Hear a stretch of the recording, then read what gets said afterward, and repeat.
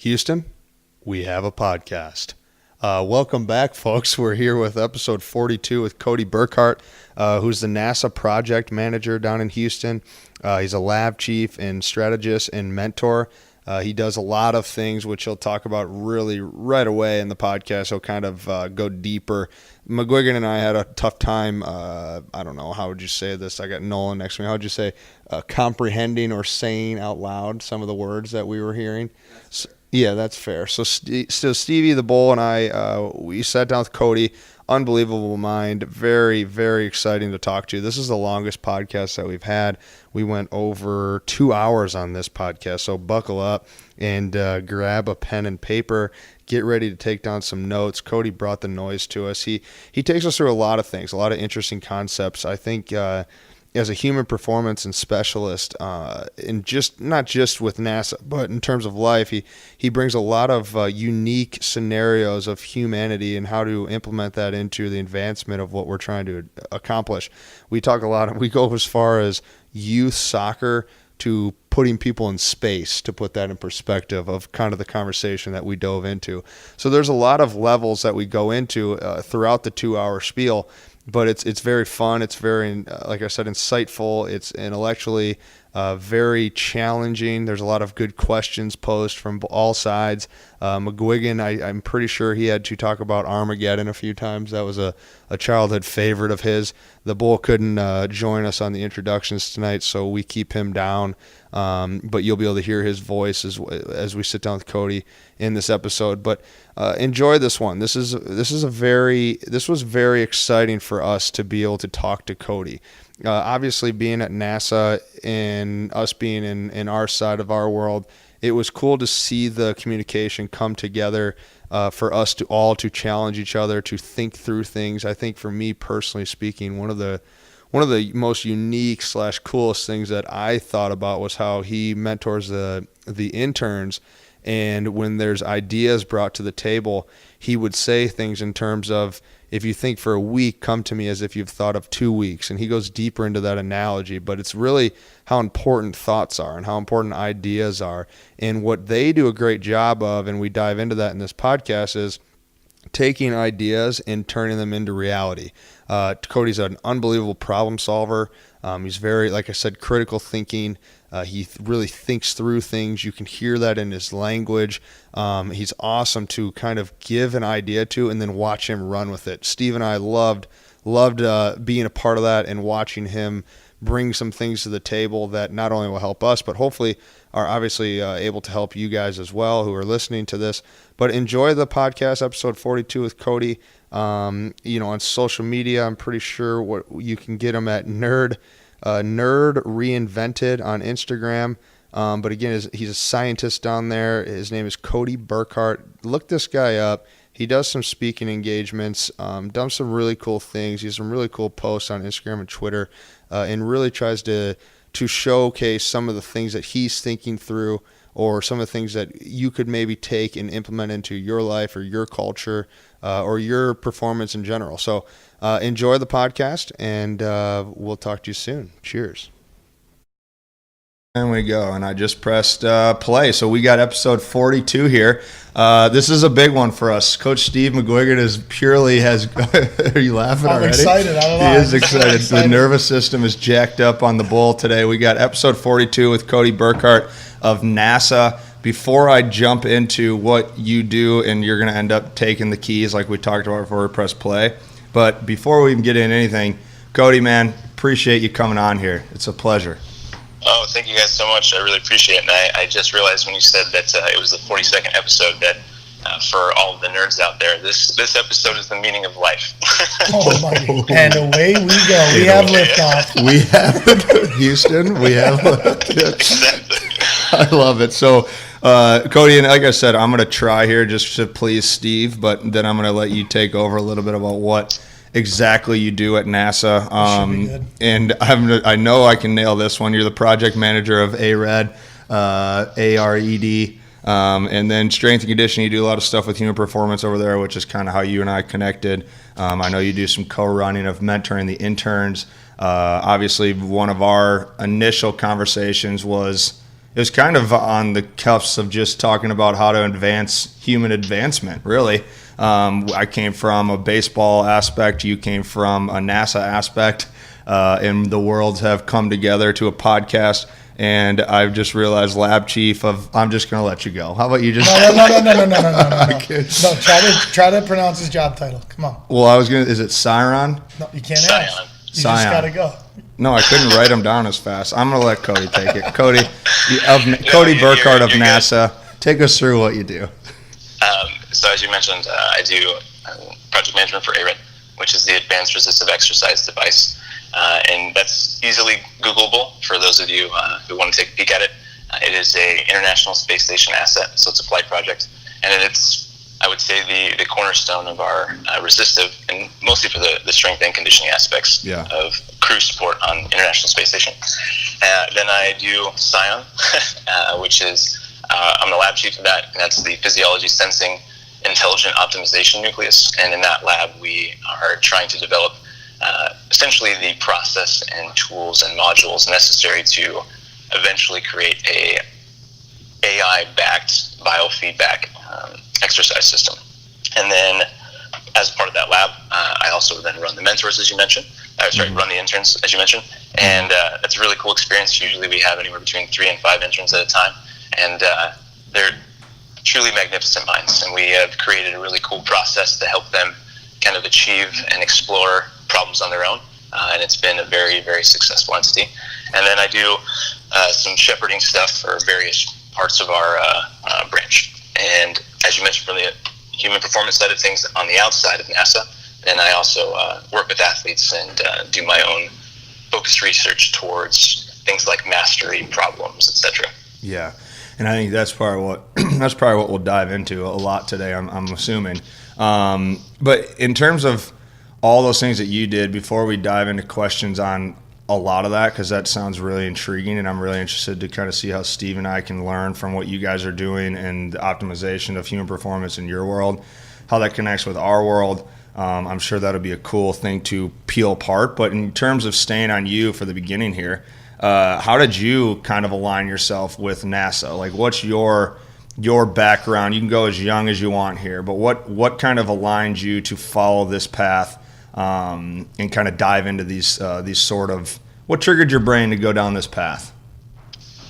When I was, I don't know how old I was. Yeah. But there was a time in my life where I started having much more appreciation for the concepts of space and planes. I remember collecting these like 3x5 military aircraft, like postcards that had all the specs of the planes on them. And I loved just the whole idea of flight and being a fighter pilot. And then after being a fighter pilot, being able to be a test pilot, and then from being a test pilot to be an astronaut, that whole course to go to space, it always intrigued me. When I was in high school, and at the time, I don't know, 2002, 1, somewhere around there, I had to get glasses. And this was kind of prior to when everyone started allowing things like LASIK to be some sort of procedure that you could do to still be a pilot. So I then had this, sudden realization in my mind that I wouldn't be able to necessarily fly. I would just be in the back seat. And that bothered me. It drove me to then try and say, well, if that's not the way I'm going to get there, then there's another way that I can get there. And I started then focusing a lot more towards what I was succeeding at, which was math and science, and decided to go to school for an aerospace engineering degree. Because of the immense amount of AP classes and tests that I took my junior and senior year, I had enough credits to be considered a sophomore. And the priority of that was that it allowed me to then go and pitch to the career fair. NASA's requirement was that you had to at least be a sophomore standing in order to apply for an internship. So as a freshman, I applied to the Pathways program. It's now called the Pathways program, but back then it was called the co-op program. But essentially it was a process, not like a single internship through something like the USRA, the United States Research Association, where you just basically get a one-off and done. The process of the Pathways is to go back and forth between school and work. And so you slowly evolve that connection with NASA and then start to kind of move around the center and see what kind of flavor speaks to you. And I enjoyed the process. I got lucky to be stuck with a design group my very first time out. and went over to do like things like computational fluid dynamics, which is what I thought I was going to end up wanting to do until I met Fortran 77, and I decided that was a place I didn't want to be, and ended up with a group working on the multi-mission space exploration vehicle, as it's now referred to, which is basically a 6-wheel, crab-drivable, rotate on a dime submarine on wheels. That was designed to be our next terrestrial piece. Yeah, it is. Yeah, it's a super cool lookup. So for those of you, listening in, look up MMSEV and NASA, and you will see quite a sweet little ride. So it's the actually reason got Top Gear episode too. the reason I'm so excited to talk to you is because everything you're saying I've never heard before. But I gotta assume, being an athlete, right? When you show up to college, it's your first day, you're sizing everybody up. That's the first thing you do. That's got to be how it is at NASA, right? You got to get in there and just think, these are some of the smartest people in the world. How crazy is that feeling? So I think that back when I started, I had absolutely that mentality. Yeah. Where I, was just like, how do I make sure that I'm valuable? Right. How do I become an asset worth someone else's investment, right? Because it wasn't just about, was I appeasing enough to do my job, but was I exceeding at that job? As you mentioned, there's a lot of very, very intelligent people, and it attracts high quality content from all of those people, and they all are very passionate. And I would think, though, that as time has evolved, I started becoming less intimidated because I started having a higher realization that someone's particular skill set or sets are, yes, unique to them and can be very, very high level, but it would be negative of me on myself to assume that I could not achieve those same kinds of qualities in the particular crafts that I was involved with, the things that drove me. There were things, or there was something that I knew I could latch on to eventually if I stayed studious enough to pay attention and be aware of that I would find something that I could be that level with. So rather than trying to compete with the room, I was trying to absorb the room instead. What could I learn? What were the tendencies? How did people act? What was the silent, body communication?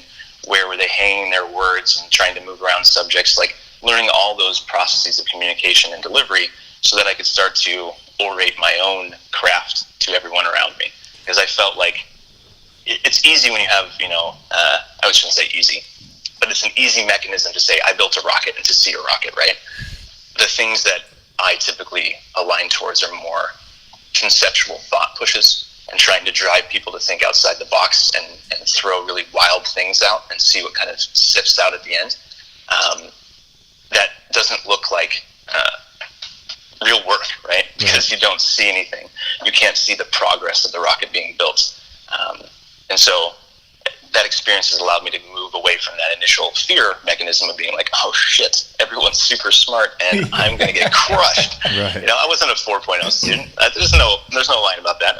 I did really well in high school, and then I got out of high school, and then college hit me like a bag of suck. It was just a rude awakening. I was a marginal fish in a very large pond, and ever since then I've been trying to appreciate the fact that it's not the size of the fish, it's not the size of the pond. All of those are constructs of our own thought, and if I can try and change those rules and those regulations that I seem to follow my life by, then I can experience a very different state of that existence. What a great message. I mean, that ties into so many things. So many. And so what I really think about as I'm listening to you, Cody, well said, first of all, that was beautiful. But I listened to that, and obviously, so now I guess I'm getting away with some of the things that I was kind of thinking about, but my first initial thought is now you take it to this day, the present moment, and you said you run, you co-run, so you lead interns. And what you said in the beginning of the podcast was they had beautiful minds, they're good people. You talked highly about them in a split second for me to go, that's cool. Like the leader gives these guys freedom, right?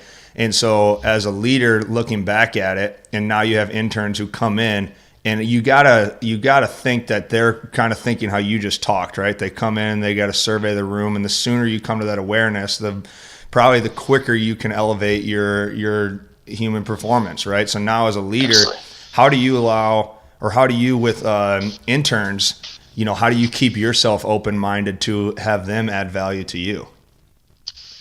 That's a great question. The best way I think to answer it is kind of giving the spiel that I give to, and I say spiel, it's something that I've practiced enough times. It's a true delivery mechanism, but to give them that opening sequence of how it's all going to go down. So basically we have a long conversation about the vision and mission that we are doing within the branch. And I try to make this a conversation that's not too detailed, but more so trying to stay as high level as possible and talk about at least some of the delivery mechanisms that we're using to create these intelligent biofeedback exercise systems. And when I get done with it, I say, now we're going to talk about how we're going to run this internship. And I think that this is the conversation that does it for them. I mentioned the fact that you're here defines that you have succeeded at making it this far. You have proven your skill sets, you've devoted yourself, you've put in the time to actually fill out the applications and get here. And when you come as an intern, you kind of are used to what I'll say are these two flavors of internship. You're used to the internship where, the nightmare internship. You see it on TV all the time where you're getting someone's coffee and doing all the bitch work and it sucks, right? Yeah. But then you see this other side of the internship where you're now doing someone gives you a project. It's already neatly wrapped up. It's designed to see all various levels of the process. It's designed to give you something at the end such that when you go through that internship and you finish, you have some widget or something that you've completed and you feel that connection to the material. The problem is that, to me, that's exactly what you do at school. They give you constraints and say, here's your buckets, here's your lines, here's how you're going to get scored. Go through this. At the end of the semester, you'll have finished the project and you'll move on to the next class. They get that. They're going to get that kind of thing, but that's not what you actually see when you're in reality. Reality is a much more fluid and flexible set of definitions, and the problem kind of spirals out of control randomly or gets sideswiped by something else. It's not a pretty little box. And so the idea of trying to think about things becomes important. So I tell them, this internship is going to be different in that I've now given you the vision and mission that we are aligning towards. And I want you to spend time now, as much time as you need. That being said, if you spend a week thinking, I want it to be 2 weeks worth of thought. And if you spend 2 weeks thinking, I want it to be 4 weeks worth of thought, meaning I want this to be really focused thought, not just loose. I want you to dig into the material, but I want you to assess the problems that you think exist in this space. And then I want you to come to me with a solution that you think we could work on as a project to allow you to help move that needle further. And I say, it doesn't matter if you finish or not. I'm not as concerned with you finishing. I want to get these real ideas out of your head because I know that you're intelligent. I know that you're sophisticated. I know that you have learned more than I learned in my educational experience by the time you're a sophomore, right? Like, education is accelerated. So I know that you can handle this. I'm going to prove to you that I appreciate that by giving you the keys. Wow. In response, I will then, once you come back with that project, I'm gonna break it apart. I'm gonna disassemble it. We're gonna talk about it, and I'll likely tell you to go back and think more. And then when we finally refine to something that's a little bit further along your thought process, then my goal will be to be the weaver. I need to take and weave in all the different elements that we've got going on, assess where we can hit some of the problem statements, and then allow this tool to exist in a solution space that's A, rewarding to you because it is your project, it is your thought, it is your idea, it's your creation, but then B, it's also still managing the kind of expectations we have to deliver on these developments back to NASA. And that process so far has been significantly beneficial.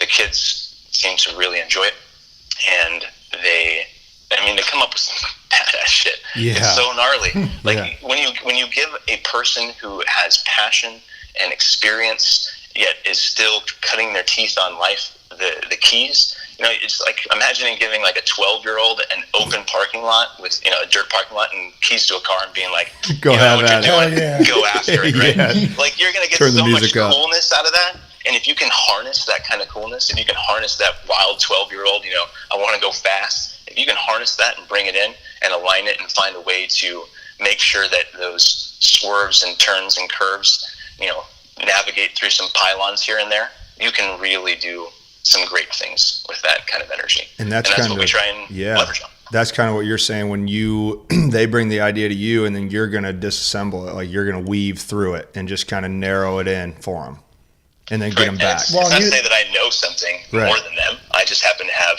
certain things that I know we are aligning towards. Right. It's not expertise as much as it's just experience. Yes, 100%. Well, you have to be collaborative, I think, when you're dealing with outer space. I mean, it's like, if you're not being collaborative and learning from each other, I mean, what's that like? Because I'm like the kind of guy who likes to, like, if my dad, when I was growing up, said, you see that pile of sticks, pick that pile of sticks up and move that pile of sticks over here. Because I could see it finish. But when you're at NASA and you're dealing with stuff like this, what is it like on a daily basis knowing, it's got to be exciting knowing you're literally going to improve every day and that your entire life, your job will literally never be done. It's just going to continue to go. How exciting is that? That gets me excited. That's why I was excited to talk to you today. Truthfully, the way that you put it makes it sound so glory-filled. It's ridiculous. Well, you're talking to a guy who convinces people that flipping baseballs to kids is the best job in the world, you know? So it's a very unique way to think about it that you mentioned.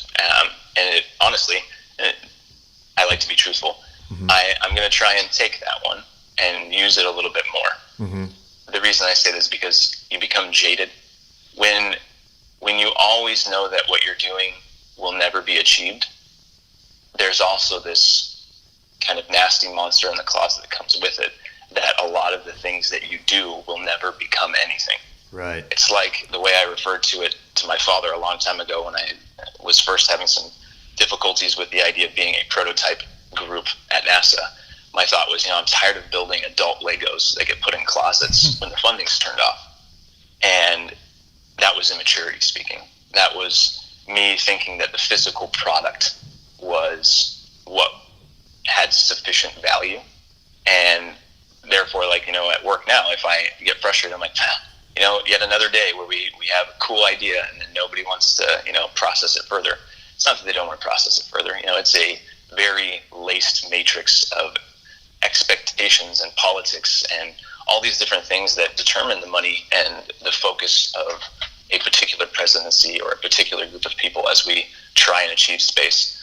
And so those things can weigh down and make you think that when you're shooting at something, again, that it can never be achieved. Why, right? Right. That sucks. But there was a time where I finally grasped onto a more definitive and effective mindset, and that was, if you're thinking problems that you can solve in your lifetime, you're not thinking big enough. I love it. Yeah, that's what I want to hear. That's why I think it's so cool. Like, you guys are working towards something that might be solved or quote unquote figured out thousands of years from now. Like, I think that is the coolest thing ever. And I think that started with the movie Armageddon for me. I mean, personally, that's like my favorite movie of all time. So I got to ask, because this is something I was really looking forward to. Like, all the rooms that they show in that movie and all of the studies and when they're training, like, what is that like? Like, going into those things? How crazy is that? There's a bunch of different steps to the astronauts as they go through the interview process. You do all the filling out of paperwork, and then they kind of drop down the numbers and drop down the numbers and drop down the numbers, do flight physicals, etc. And they kind of do some early testing. And then once they pick the class, that kind of starts their process. And through that process, they do everything from wilderness survival to hyperbaric pressure chamber stuff. They go through all of those things, T-38 flights, and trying to get them comfortable with those unique systems. And everything around the center has, especially ours, so I should put the asterisk here, is that I work at the Johnson Space Center in Texas, which we are focused on human space flight, and we do have the astronaut corps on our facility. So each of the individual agency facilities, like Kennedy, right, in charge of launching the rockets, there are different responsibilities as the predominant and secondary functions of each center, and we are the human space flight group.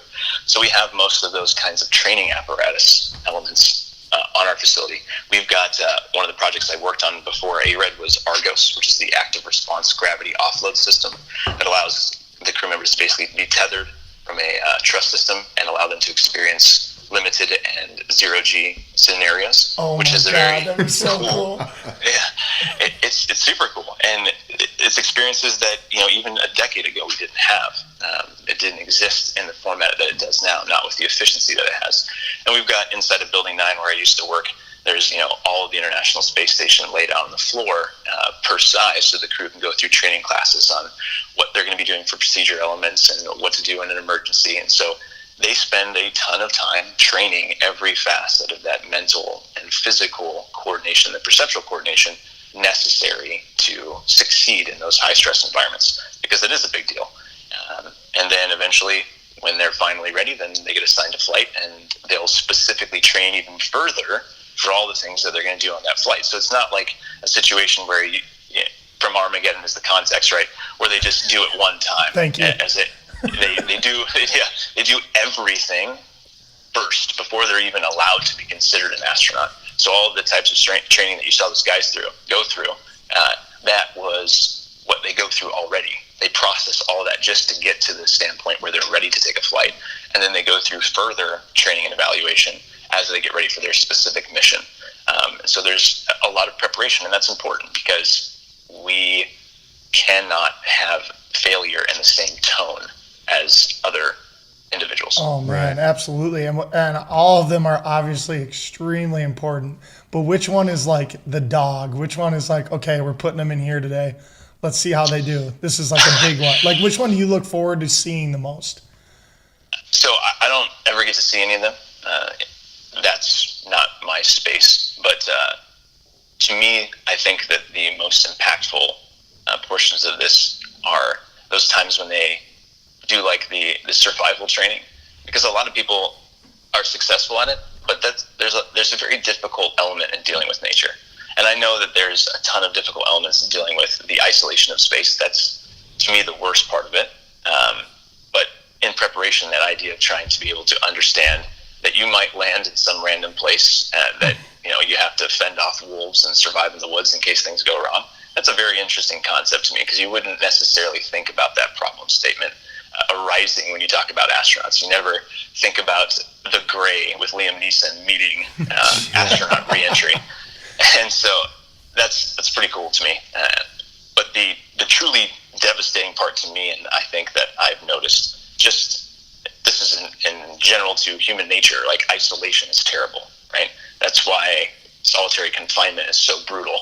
The idea of extracting somebody from all of their sensory inputs, you even lose more in space, right? It's not just that it's maybe black and you can't see, but you don't have gravity. You lose a lot of those normalized functions of balance and that somatosensory impact that you would normally have. That's very damaging to that relationship between that neural cognition, that physiological, and that perceptual side of yourself, because it affects all three of them pretty much instantaneously, right? As soon as you go weightless, you start seeing changes to where your blood pools. You start thinking about the fact that you are inside of a tin can floating around in a vacuum of dead, dark space, right? Oh my God. and you're hoping that the air filtration system is effectively managing your CO2 output such that you don't go from 2 parts per million to 3 or 4 parts per million and then start to have cognitive effects, right? There's so many things going on that have to be considered to support your human nature and condition. That to me, that's the powerful part of space, because you now extract that right now and you say 6 months in this kind of grand opera palace of sorts in comparison to the small dorm room size element that you intend to send for exploration, where you and your 3 of your not so closest friends are now tumbling through the darkness of space for many, many months, and you're cut off from all of reality. How do we make sure you don't break? How do we make sure that you not only don't break, but still reach pay dirt in such a physiologically solid position that you can execute your mission to the parameters necessary? It's a big deal. It's hard. You send me up in something like that with Martin and Vaca, and I'm done. I'm breaking. Exactly. I'm breaking before liftoff. Well, it's almost better to be not with friends, right? Yeah. Well, so, and I guess internalizing that, obviously, let's freaking stay on that for a minute and see how we can, shake it off, Stevie. We got to shake off the cobwebs there. So, and you can, like, if I'm doing that and I'm listening to you speak and I'm trying to put myself in their shoes, right? Like, I'm preparing myself in a year, I'm going to be in space and I'm going to train, I'm doing all this training. But I know when I go to the center and I go to train every day, I know that I'm like safe, right? Like, you guys can probably test me and do me through all the tests and take me through what it'll feel like. But like mentally, there's got to be a piece of my brain that I know if anything goes wrong here, I'm still going to be fine. Whereas when you get into space, if anything goes wrong in space, like now you don't have that little blink of confidence. So how do you kind of pass a guy on and go, I guess what I'm trying to say is, like, you can't really know what that's like until you're there, right? Absolutely. And there's lots of things that you try to do to simulate that environment. But as we, I think, can all appreciate, it's all a simulation relative to your mind. And what I mean by that is reality is just you fusing together the concepts of your external sensory inputs and then sewing together a story that you define as reality. Right. And so you try to find ways to psych out that reality matrix in order to make your brain think certain things. And truly, isolation does a pretty good job at starting to break down a lot of those barriers quite quickly, because it's so used to creating and sewing reality out of external stimulus that it's not necessarily as prepared to handle that internal dialogue being brought to the forefront. Uniquely, I think that the reason that's, and this isn't to say that my statement is by any means, statistically backed here. Right. But people who like to think, I believe, do better. And the reason that I say that is because if you're truly thinking, as I'll reference towards Jordan Peterson's kind of comments, if you're truly thinking, it's a war inside of your mind. I like to look at it like a dissociative identity disorder, right? Multiple personalities. Each of those kinds of personalities gets one version of that idea or the way to apply that choice, and it's warfare in your brain. And something Darwinian style is going to come out at the end as the fittest. Jet Li, the one kind of idea, is going to step out, and now you have this thing. If you're used to that war, if you're used to going that deep, and that means to think is not just to lightly consider, but to truly have that warfare with many variant levels of an idea or a decision, from what I'm going to eat to what is my impact on the world going to be tomorrow. That kind of process, I think, prepares you to be removed from all external stimulus and then have those wars in your mind. If you don't, and you haven't worked on that, that's a really high involved skill set that uses a ton of energy and can sap you dry almost instantaneously.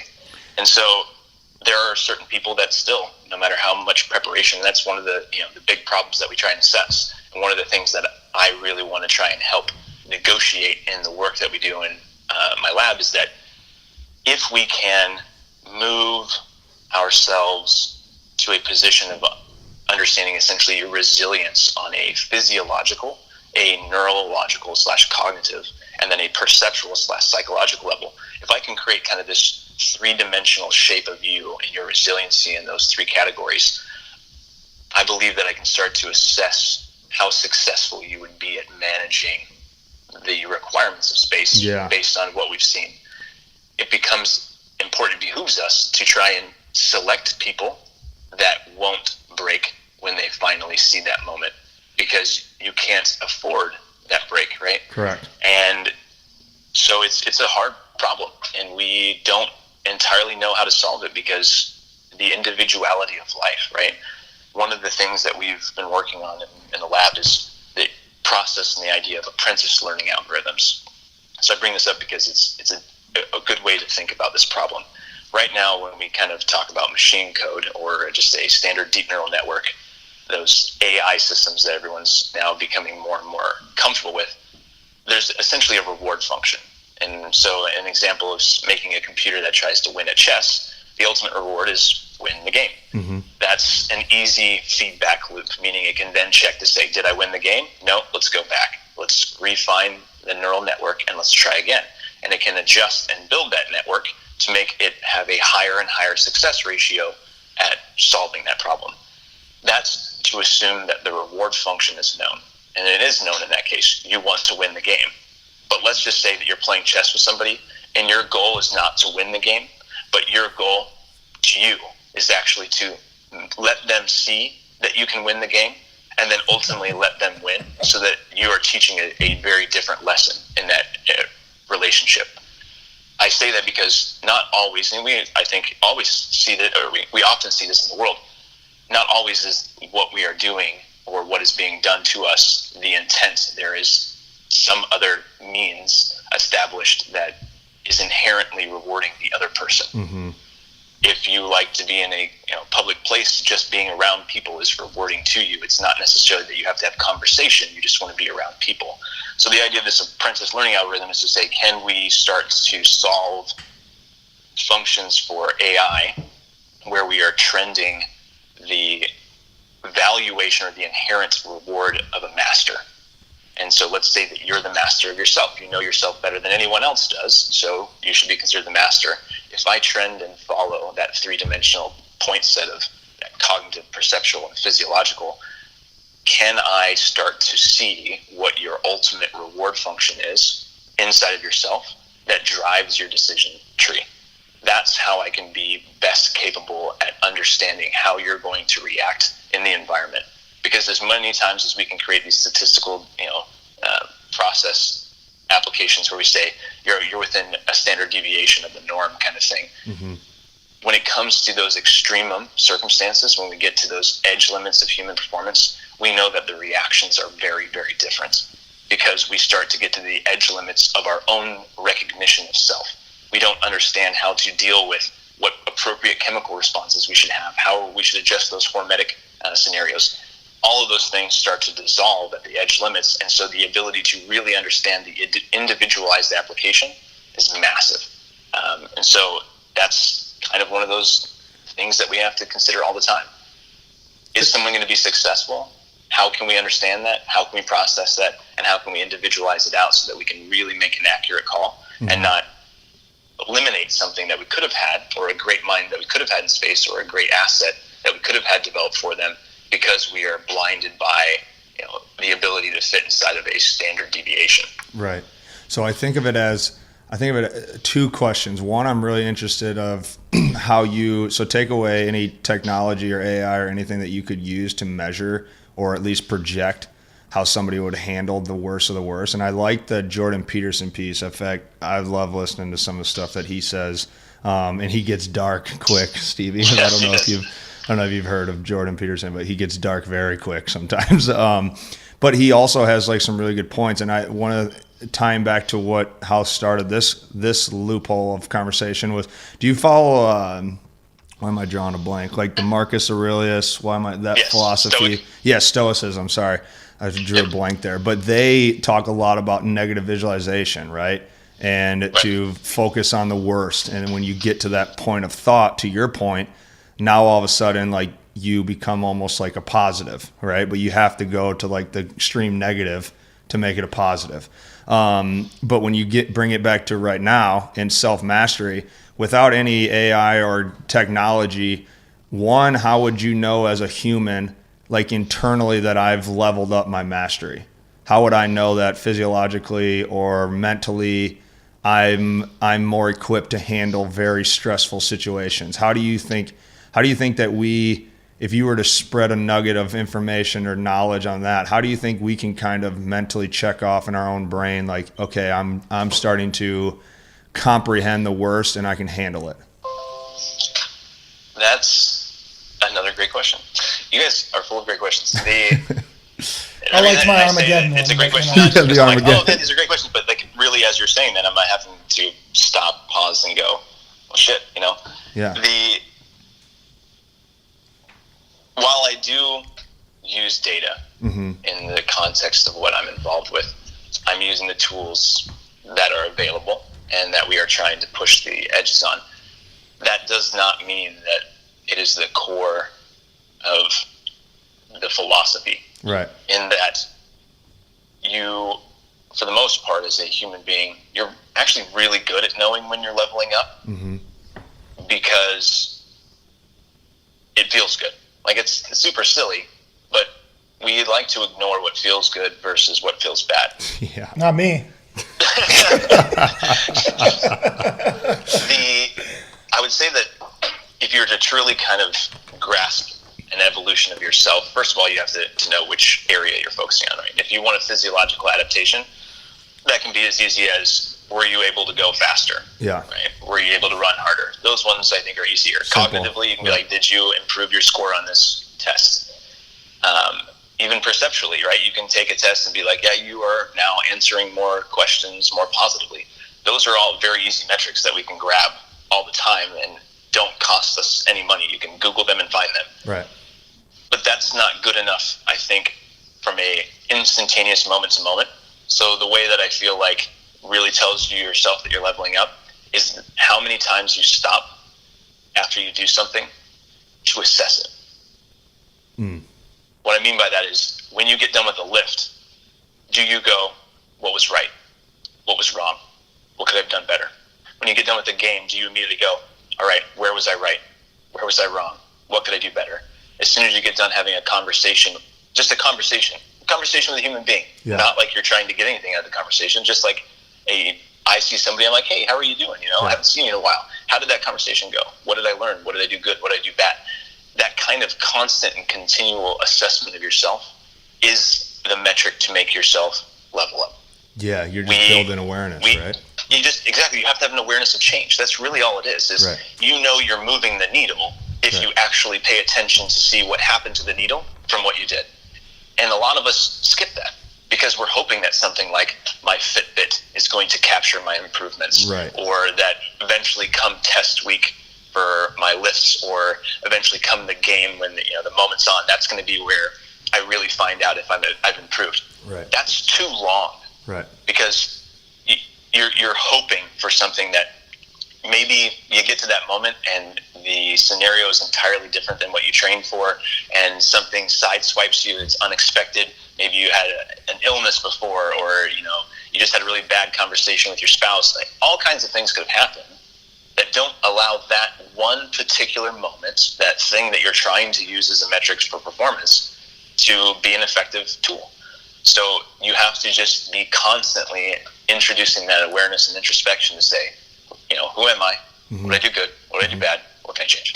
Well, and I agree. Yeah, I agree with that. And I think as simple as you just kind of finish that is extremely hard, right? Like we're all trying to comprehend awareness, where the Fitbit can be almost like, well, this is my easy way out, or right. this is my quick Band-Aid fix. And what I would say, so even thinking about when we talked earlier about like schools, right, or like test taking or whatnot, this is just something I want to the three of us can chew on and think about. But I look at it like, careful, because I'm really opinionated here. No, this is good. This is why I can tell that you are. So this is why I want to ask. But I look at it in terms of when you're young and you're going through the human experience, and it doesn't have to be young, it can be right now. Sometimes a standardized test or a Fitbit in this scenario, I think that sometimes if we don't take time to reflect on reflection, if we don't, the metacognition of basically taking time to think about your thoughts, if you can get triggered, if you're not high level awareness on your own, or you're not knowing yourself or leveling up your mastery, I think you can have test taking scores or data or Fitbit. I think that'll take the weakness of your awareness and it'll trigger you down the wrong way. What I mean by that is you could be highly intelligent and have one leader in front of you not take the time to help you level up, and then take a test and fail it and instantly convince yourself that you got no shot. Absolutely. And so that's The idea of a test is, I respect that in a moment of task performance, when you are trying to ultimately do your job, it does matter in the context of that test, right? That moment. Now get him. Now go get him. Yeah. Exactly. There was the nice part of it. Yep. I get that, and I believe in it. But then I ask myself, does that scenario, in the broad context of your reality and existence as a human, does that often come in the piece of a paper with 50 questions and multiple choice bubbles? No, it just doesn't. Right. And I say that coming from the fact that, when I was in high school, I crushed every test always. It was great. When I went to college, I often got crushed by tests. And so this isn't to be like, woe is me. I got a 40% on my Calc 3 exam, and I thought the professor was crazy because the curve was a 36, right? That, first of all, is a problem in and of itself, and we could spend hours talking about that. But right. The context of saying that one moment of that test is the order of operations of my intelligence and wisdom is bad. Mm-hmm. It's super silly, because, as you said, I can draw context out of that, because if I'm not weighing, as we've discussed, continuously my current performance versus my past performance and providing that honest realization of growth, all I'm going to see is the red, right? The failure, the problem. And it's detrimental as shit. Yeah. We watch so many really great engineers, and it's particularly stressful in engineering because, and the universities always hate when you say there's weed out courses. Right. Sorry, folks, there's weed out courses. They exist. And it's not that they're designed to be weed out courses. Right. What it is that it's a very hard concept. It's a very tough class. It's a thought bucket that you have to dive into that really stretches the boundaries of everything that you thought you knew before that moment using similar tools. There's, the ability to do Laplace transforms and differential equations. You essentially can take math into a fake world, play around with it, and bring it back to the real world to solve your problem. That's a stretch of the human mind. To wrap yourself around that is extremely difficult.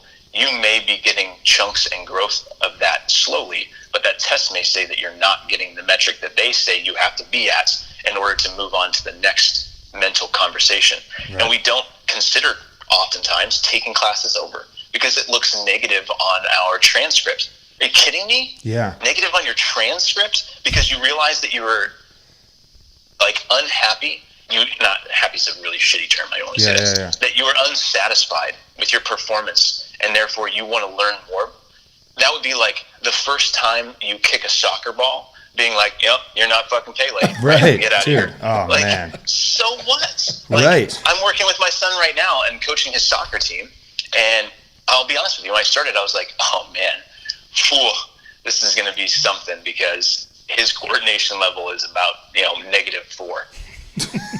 but it doesn't matter because he loves it. Right. And he's getting better. And I get frustrated, but I've started to remove myself to go, you know what?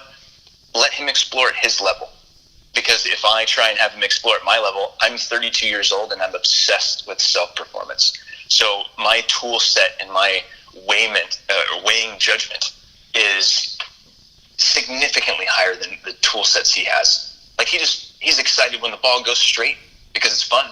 He's excited when it doesn't even go anywhere at all, but it goes super high. And then I rewind back to when I was a kid and I was like, yeah, I used to love to punt the living daylights out of a ball. I'm not doing it professionally, but at the time, I could nail the top of a house, and that was pretty achievable. That is how we work things. When we don't do well at something that matters to the ultimate thing that we're trying to do, we go back and we try and learn again. We keep practicing. We work on the chords of the guitar to get better at the song. We don't just go, well, can't do the whole song, so might as well just try something smaller. Cody, why do we have to do that with education? You got to be the most relatable NASA worker I've ever spoken to in my entire life. You may be the only one. Yeah, I was going to say, what's the sample size on that, Stevie? You're talking to two guys who didn't combine to get a 40 on the ACT. And we couldn't be bigger haters of test taking. So just keep telling people. From a lot of that. University of Chicago is a very prominent school, and this year they did not accept ACT and SAT scores. That is awesome. That is really cool. Well, I always look at it. Yeah, I did really bad on the ACT, yeah. But then I was in the 20s, so put the math together. Yeah, I did a really. I guess I'm just gonna open up my. But then I'm gonna come back with a humble brag at the end. I got a 3.8 in my master's, or a 3, something around that. I had a really good. Isn't that interesting though? Yeah, I had a 19 on my. I had a 17 and a 19 on my ACT. Had a 2.8 GPA. Literally had all my high school teachers tell me that I'm not going to work out in college, and I got a master's degree and I taught in college. That's right. Professor Martin. The beauty of that microcosm is wonderful, because you look at something that is a metric to say, we believe verily that every human being should have this level of general knowledge in these categories. Right. And I'm not saying by any means that having a broad education is not a good thing. Correct. I, in fact, believe immensely in it. I think that it evolves at different times in your life, but I believe immensely in it. I just don't agree that that is the determination of your value. Because once you find that thing that you align with, to me, this whole process, this whole existence caliber of how we achieve is finding a craft that we value, that we are willing to sacrifice our time for, that we are earnest and truthful about, right, that we can polish and refine in order to communicate how we see the world to everyone else.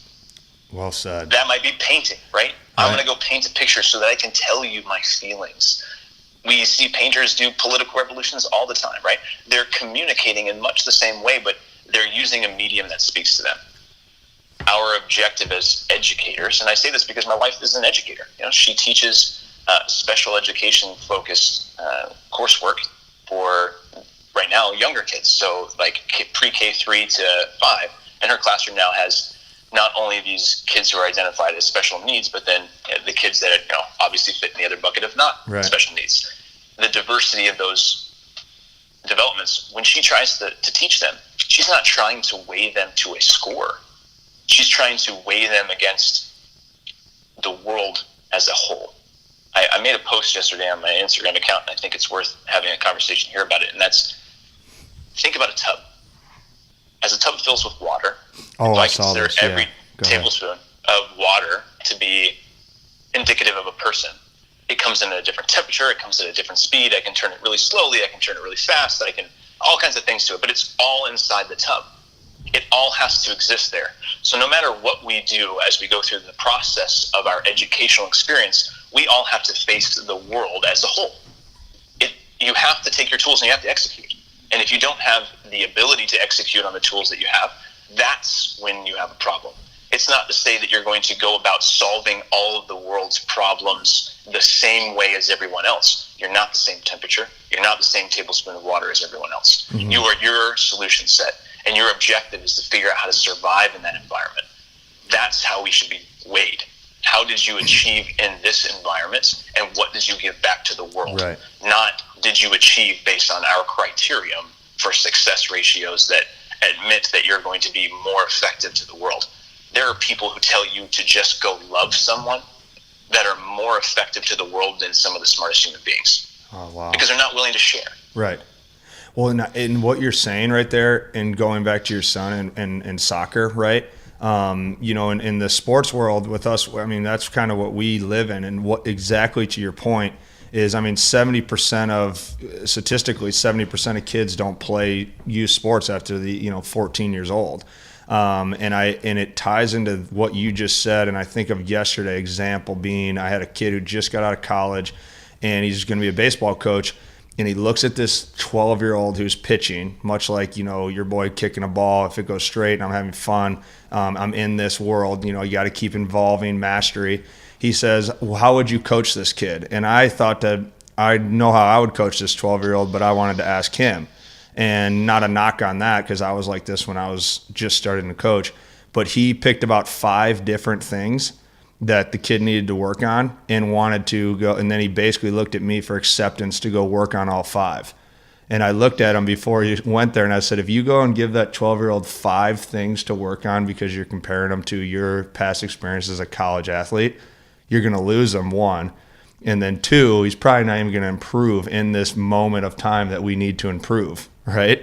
So to your point of in the tub and you kind of have the awareness of I'm just trying to pick mastery, and I'm just curious of how you think about this. My example being to this college kid to coach the kid was go up to this kid with one thing in mind to help him that'll fix maybe 2-3 other things. But before you do any of that, go in it with the intent of making sure this kid's having fun, because the longer he enjoys this and maybe cracks through that 14-year age, the longer he has to basically sustain himself to have mastery. Right. And wouldn't that kind of tie into your point of what you're saying yes. with I'll say that it kind of comes with another background story. Mm-hmm. When I try and talk to some of the interns about solving a problem, mm-hmm. I give the example of one way to solve a problem, kind of like picking the 5 things immediately, is imagine the problem is a Ferrari, mm-hmm. and it's going down the road at 90 miles an hour, and you're standing on the side of the road. To solve that problem, one solution is you can grab the Ferrari. It's probably not going to go really well, right? Yeah, it's going to rip your hand off. It's going to mangle you. It's going to throw you down the road. That's one way to solve it, and that's often how we solve problems. The second most often way that we solve problems when we feel like we're trying to be proactive is we know that the Ferrari's coming, so we start running. But the Ferrari's still going 90 miles an hour. You jump on the front end of that Ferrari to try and solve the problem. You're still done. Right. And that's because you haven't really understood the entire course of the problem. That's why history is super effective if you use it correctly. And what I try and tell the interns to do, and I've been trying to apply it even to my own children, that this policy is not to say that I use just the interns. These are the things I'm trying to apply to my own life. When I try and think about a problem now, I'm trying to assess not the problem in the moment or in the next little instantaneous chunk, but researching where did the problem come from? What was the trajectory? Right. If I can understand the trajectory of what it's doing, I'm a level up. Even further, I then have to, and this is the mastery that comes with wanting to be a coach, right? So in your example, there are 2 levels of mastery going on. There is the master of the student, in this case, and there's the master of the teacher. He's trying to get better at coaching, mm-hmm. and the student's trying to get better at playing baseball. So in that process of yourself, you have to start to look at your own solution sets and what available means that you have to solve the problem, and start to figure out which ones align with that initial problem trajectory, such that the Ferrari problem becomes less of a Ferrari and more of a spaceship docking maneuver, such that we elegantly situate ourselves together, and for a longer, more sustained time, that solution set stays with the problem. Eventually, the solution set always falls away. We always lose it. So when you talk about shooting somebody 5 things at the beginning, it makes sense to only shoot them 1, because as soon as you change that one thing, the other 4 things are no longer valid. Yeah. And that's the idea of manipulating the problem. Like Heisenberg's uncertainty principle. You can't know the position and velocity of a particle at the same time. Once you measure one, you lose the other. And you're going to lose chunks of it because it's all interrelated. That everything is everything concept. All of these pieces are tied together. And so it becomes important for us to start to say, not just what is the problem that I'm seeing, but what are the solutions and why am I doing those? Like yesterday with the kids for soccer, I wanted to work on them trying to do some passes while on the run. Mm-hmm. So what I worked with them is they had already been working on inside and outside turns with their foot. And we practiced those a few different times just to get them going around cones and circles and trying to race each other. And then I tried to say, now we've gotten the skill down of how to side sweep that ball. All I want you to do now is to side sweep with the outside of the foot back to your friend as you're running. So it's taking the context of, let's just work on one little thing. Let's figure out how to do one little thing, and then let's apply it in a real world situation. Let's try and figure out how it breaks down. And then when we're done, it didn't look great, right? It's the first time I've ever done it. It was a struggle. And then I was like, cool, now let's play a game, right? Now let's have some fun. Let's actually take those things that we worked on and let's do something real with it. Because if you don't have the application ability instantaneously, if you don't get to really play the nuts and bolts, that's a problem. And I think that that's a skill that in the concept of mastery that you develop a further capability of using the human brain as you get older, in that as you get older, you are able to run more of those scenarios, more of those practice capabilities inside your own mind. You have that virtual reality, as it were, capability to create an ecosystem where you're actually going, well, what if I did this? Would it have worked? Or would it work? Mm-hmm.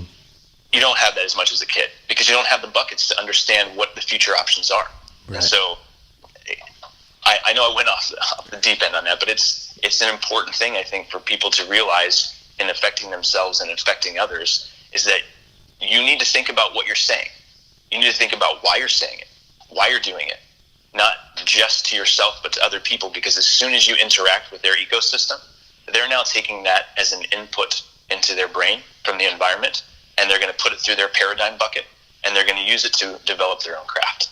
And if it came across negatively because the paradigms that they've had in the past were negative, and you don't recognize that because you didn't think about them further or deeper than just the instantaneous problem set that you were trying to solve by grabbing the Ferrari at 90 miles an hour, you're going to affect yourself and them significantly. It's kind of the analogy of you will always forget what people say or do, but you'll never forget how they made you feel type deal. Right. You know? Because you were the one that picked that. Right. And they picked the other parts. You picked the ultimate decision. Right. No, I love that, man. I think so. Obviously, yeah, that was I was locked into that, and I think in terms of tying it into how you challenge. I'm just curious here. You challenge the interns to go and think for a week, but when you come back, I want you to have had 2 weeks worth of thought. Right. I kind of comprehend that. I'm sure Stevie kind of comprehends, and you can kind of see that and visualize how that looks. But how does that? Concrete wise, what do you mean by that? So if we're trying to think about how we're acting or how our awareness is, if you say, Harvey, go think for a week and then come back with your idea, no, I'm just keep it simple. That's not go sit at a table for a week and just sit there and think and not do anything. What do you mean by that? Just take it a little deeper of how you would coach that vision. There are a few layers to it. Mm-hmm. The first one, I think, it is more of the kind of easy term for people to kind of grasp onto, or I should say concept, and that's if you have your phone in your hand when you're trying to think about something, how effective is it?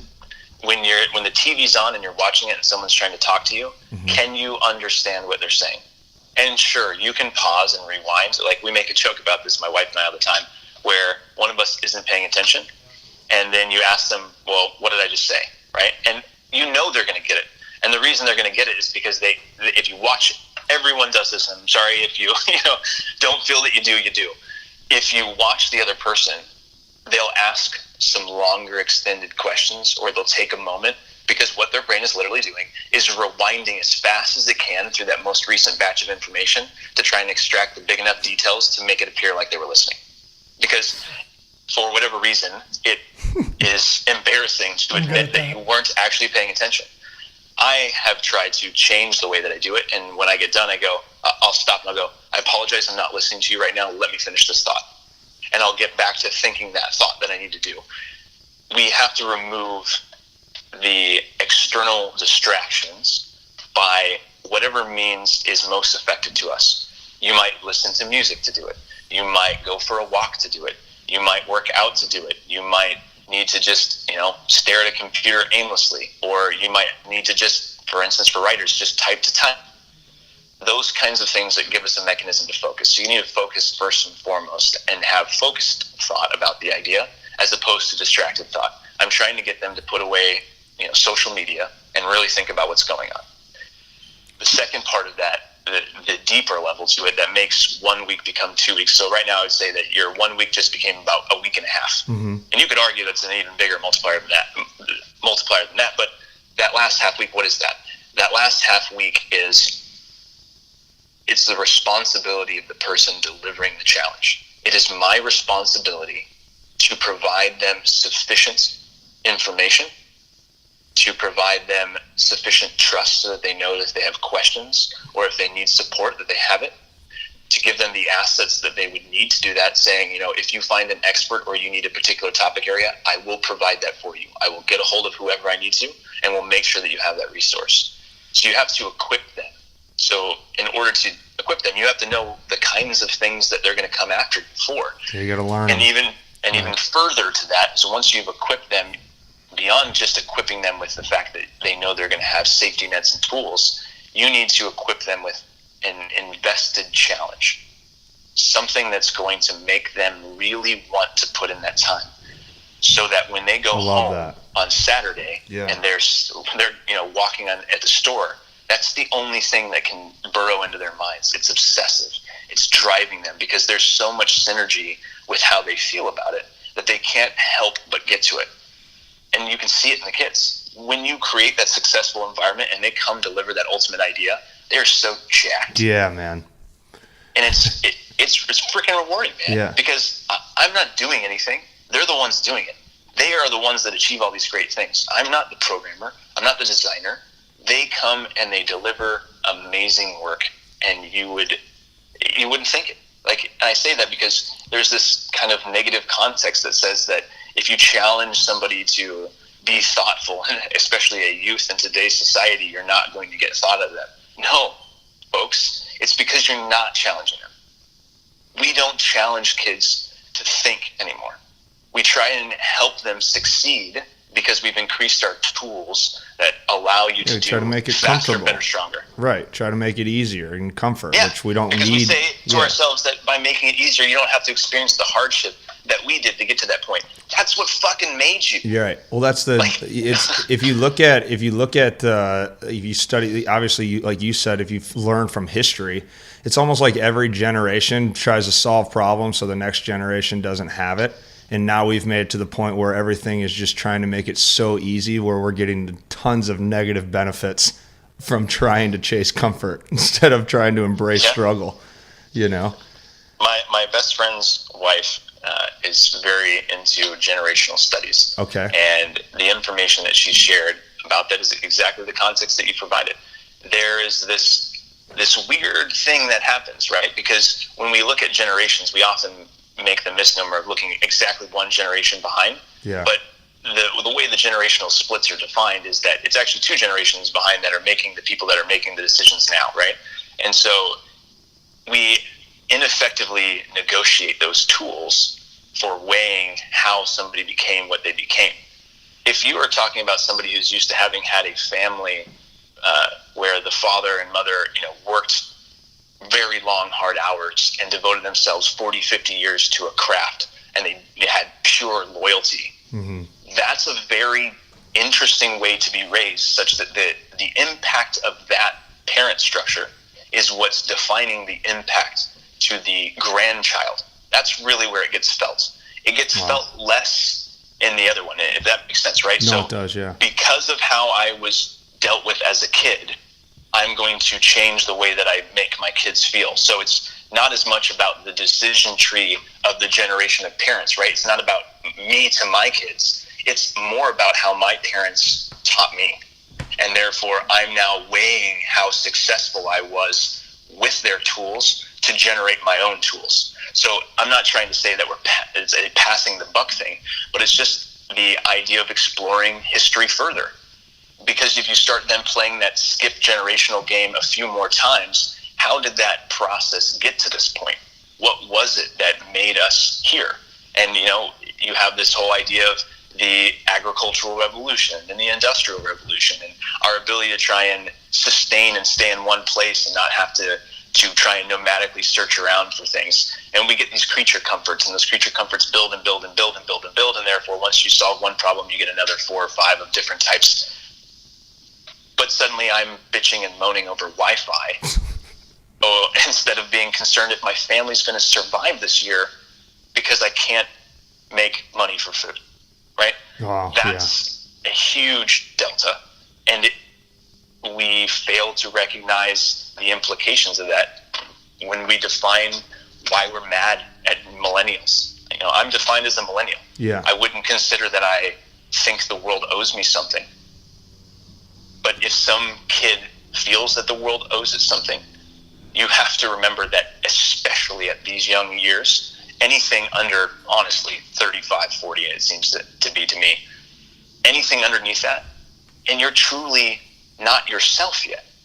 Like any 18-year-old, they are more the byproducts of their family, of their relationships, and their peers through high school than anything else, because you don't often spend much time in those age groups trying to really grasp with who you are as a human being and how you want to interact with the world, right?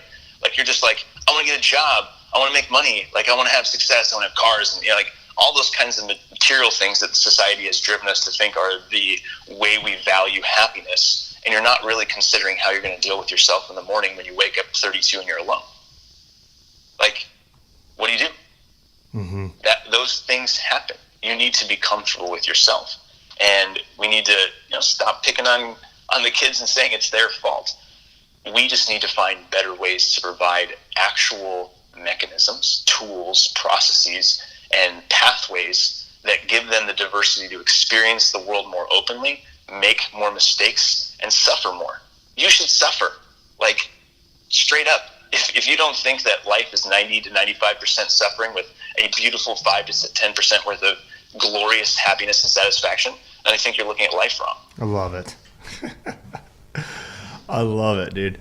How do you feel that it's just so relatable to the kids that you coach? And I'm still here, everybody. I'm just listening. Well, I think of it as Brian Peters will like this, obviously playing for the Texans, and you guys, I'm sure when we all get down to Houston, he'll love this, and we'll tell him that we talked about this. But I got in trouble for my last thesis in college. Not in trouble, it just caused some solid, healthy debate.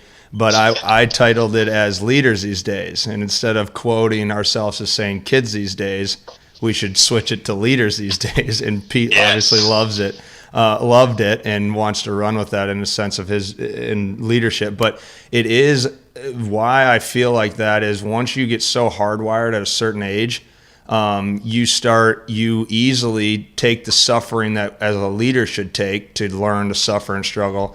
And it's just so easy to just pass it down and go, kids these days.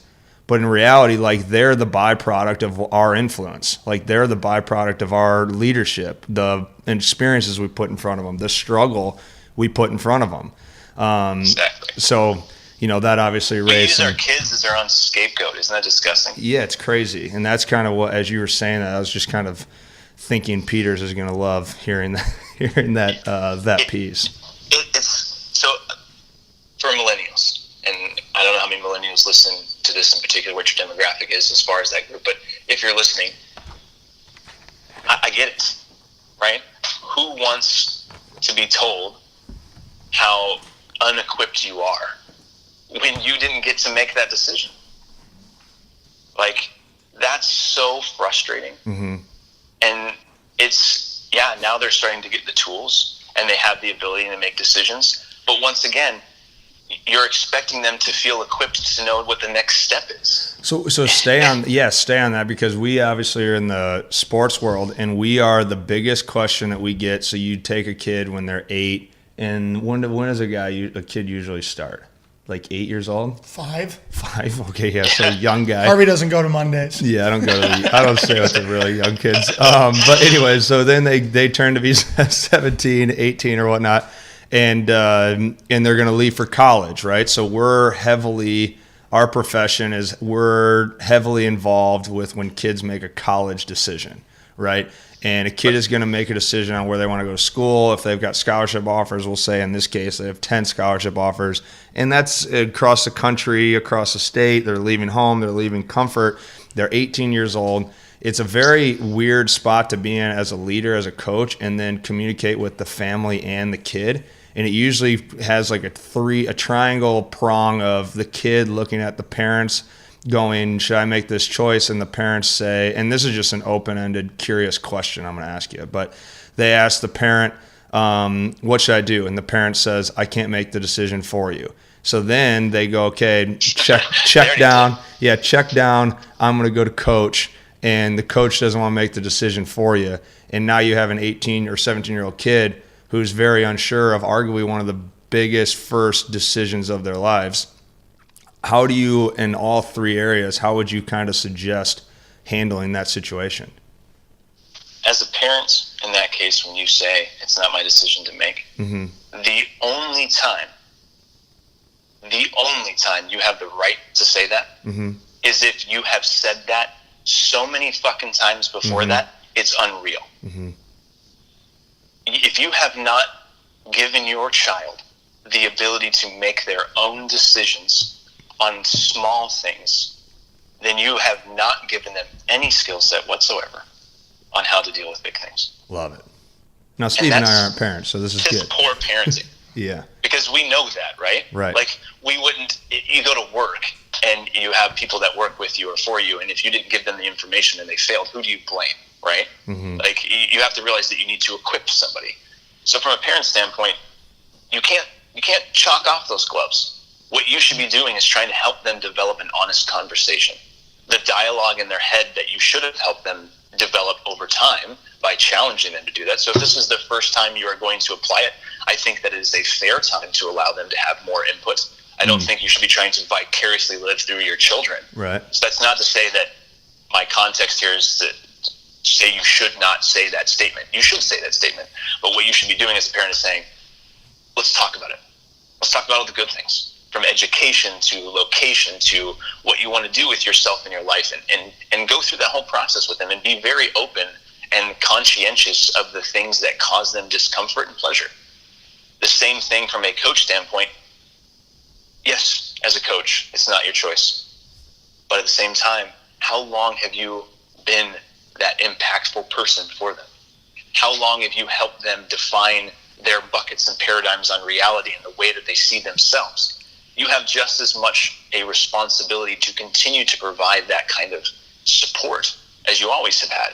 You can't just wipe your hands off at the end and be like, I've done my best up to this point. Yep. Good luck. When they get that when they go on the field, right? Because at that point, it doesn't matter. They're in their own head and they're going to do the best that they can. But in this situation, you've got time to prepare and think and focus and do. You should be doing that. And then from the last perspective, when it comes to, you said the kid, right? Is the final one? Yeah. So sorry, my phone just got beeped in there, so I lost you for a second. As the kid, as the person, you should ask anyone and everyone you can.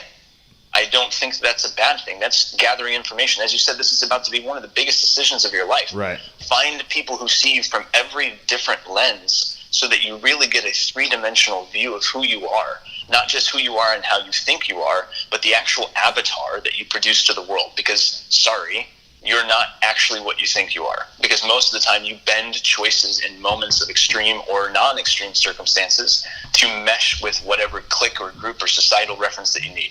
And when you change that, you now are a different thing. So which one is going to win out? You don't know. And so it's good to know which version of both of those are to help inform that decision. But at the same time, you need to take ownership and find, to me, particularly in those, if you've got 10 different options, right, find the one, and this could be completely wrong. Find the one that scares the shit out of you. Oh, I love that. Because what scares you is very rarely because you think it's boring or silly or it's not going to provide you value. It's because you don't think that you can succeed because you think the expectations that are there are so much higher than you have available in you. Well, and that's if not even the case. Yeah. Then that's some place where you can grow. And that's what you should be doing. I would because agree. Most kids aren't going to be professional players. No. Right? So you might as well be a professional lifer, which means you might as well get used to being uncomfortable real quick so you can really start to crush it when reality comes raining down outside of school. Well, and that's the essence of the whole thing, right? Like we're not peak perform. You're NASA, you're with NASA, and now we're on MindStrong, the podcast and whatnot. It's more so of it's just your platform, right? Like, and I would say find what scares you. Take that even further than we just use the kid or parent and coach as an example, but I give Dave Fisher a lot of credit, who's one of he plays professional hockey over in Austria right now, but he's one of our co-founders of the company. And that was one of the first things we started when we started doing this stuff. Like, okay, what are we going to do? And he used to always say, if it scares us, let's do it. No questions, go. And I think that that's highly important for us to have at anything that we do. If it scares you, do it. Obviously kind of check it out, and there's some context there to make sure you're doing some positive things. But our platforms are used. It's just a platform. Sports is a platform to teach you these lessons, right? You don't have to play soccer to learn mastery, but if that's your platform, well, then the soccer ball and going through the cones can be related to learning math or however it is. It's just your platform is mastery. And sports, obviously, we've all kind of tied into the sports world for our platforms, but it just teaches you lessons for, like you said, when that reality hits. And you're going to have reality. So use your platform, especially in the youth and as you grow. And that's why I think that stat that I threw out a little earlier about 70% of the kids are done playing by the time they're 14. Like, we need to figure out why. As leaders, we need to figure out how to keep them going, and we need to sustain them, because we've been able to show the longer we play sports or the longer we persevere, now all of a sudden we understand struggle, we can handle stress, so we can use it to enhance us. We have tools in our toolbox to be able to feel fulfillment through struggle, and all that stuff is it's so powerful. So the more that we can keep in that bucket, or our platforms, now all of a sudden we can enhance more people, right? Which is ultimately, I think, all of our objectives. And I know when you sent your Diamond Series to me this morning, I was freaking loving it. I read it to Steve, and I think kind of what I just said to feed into you, if we go through your personal Diamond Series, let's stay just on Cody here, on your sense in your life, and kind of how you've handled things to this moment, and what sustains you. So the Diamond Series was built purely for that. Like, it's a platform for you to have to level up your awareness. We talked about awareness a lot, obviously, but it's just a series of questions. The purpose of it is to have reflection on your own purpose, reflection on the standards that ultimately make your choices, your systems, what habits or processes have you built to enhance your life, and then finally your vision. And it's just to have like a sustainable platform to basically level up your awareness. And so I think that segues perfect into a lot of stuff that we've talked about. But if you're ready, we'd like to take you through that. Yeah, absolutely. One thing I do want to put a pin for once we're done. I want to talk to you about that 70% thing again. Yeah. Before we get to the end. So if you could bring it back up, I would love it. All right. Yeah. Do you want to do that at the end? Yeah. Okay. That's fair. So then. From a standpoint of the Diamond Series piece, as you mentioned, you had sent it over to me, and I wanted to take an earnest evaluation of it. So I actually watched a video, trying to see who it was that did the video. I think it was just one of the people that you kind of align with. Probably Dave Williams. Yeah, Dave Williams. Yeah. So I watched Dave Williams' video because I wanted to make sure that I understood how you were defining each of those words. And I say that because I'm very, very particular. I search the definitions of words all the time because I want to understand the actual context of the story that's being intended. Love it. So I assumed that you picked those words on purpose, right? Yeah. So Yep. when I did the purpose, I said, I'm not going to use my versions. I'm going to then just take your framework and fill it in, kind of like I'm filling in a test. So purpose, this is what I wrote. I said, to be an aware and adaptive steward of the interconnectivity of existence and a cuspis, the tip of the spear, to the prioritization of truth and the investment of time as the true reward mechanisms of the human condition. So to me, that's what I wrote on mine too. I know it's a mouthful, but I really want to help make a difference in trying to create this relationship of all things being connected, because that drives a deeper reality of our own existence, and then reflecting on that to identify how truth and time, as opposed to what I think has been now replaced by control and money, or power and money, as the ultimate reward functions. Mm-hmm. I don't want it to be chasing money. I want to be chasing how much time you decide to invest in me. And that's what we put money of a value to, but I think that's been lost a little bit throughout time. So with that being kind of the backbone of my thought, then I moved into the standards. And from what you had defined standards, I have what I refer to as my leverage metrics. Mm-hmm. And so again, defining words here, leverage being that maximum advantage of use. So it's the measures of those maximum advantages of use of something. And I try to use those kind of, I guess, as values, but the problem is that I've started to fall out of love with the idea of values, based on the idea that if we say that this is a value that I live my life by, that would mean that we have to actually understand ourselves to that kind of deep inherent level.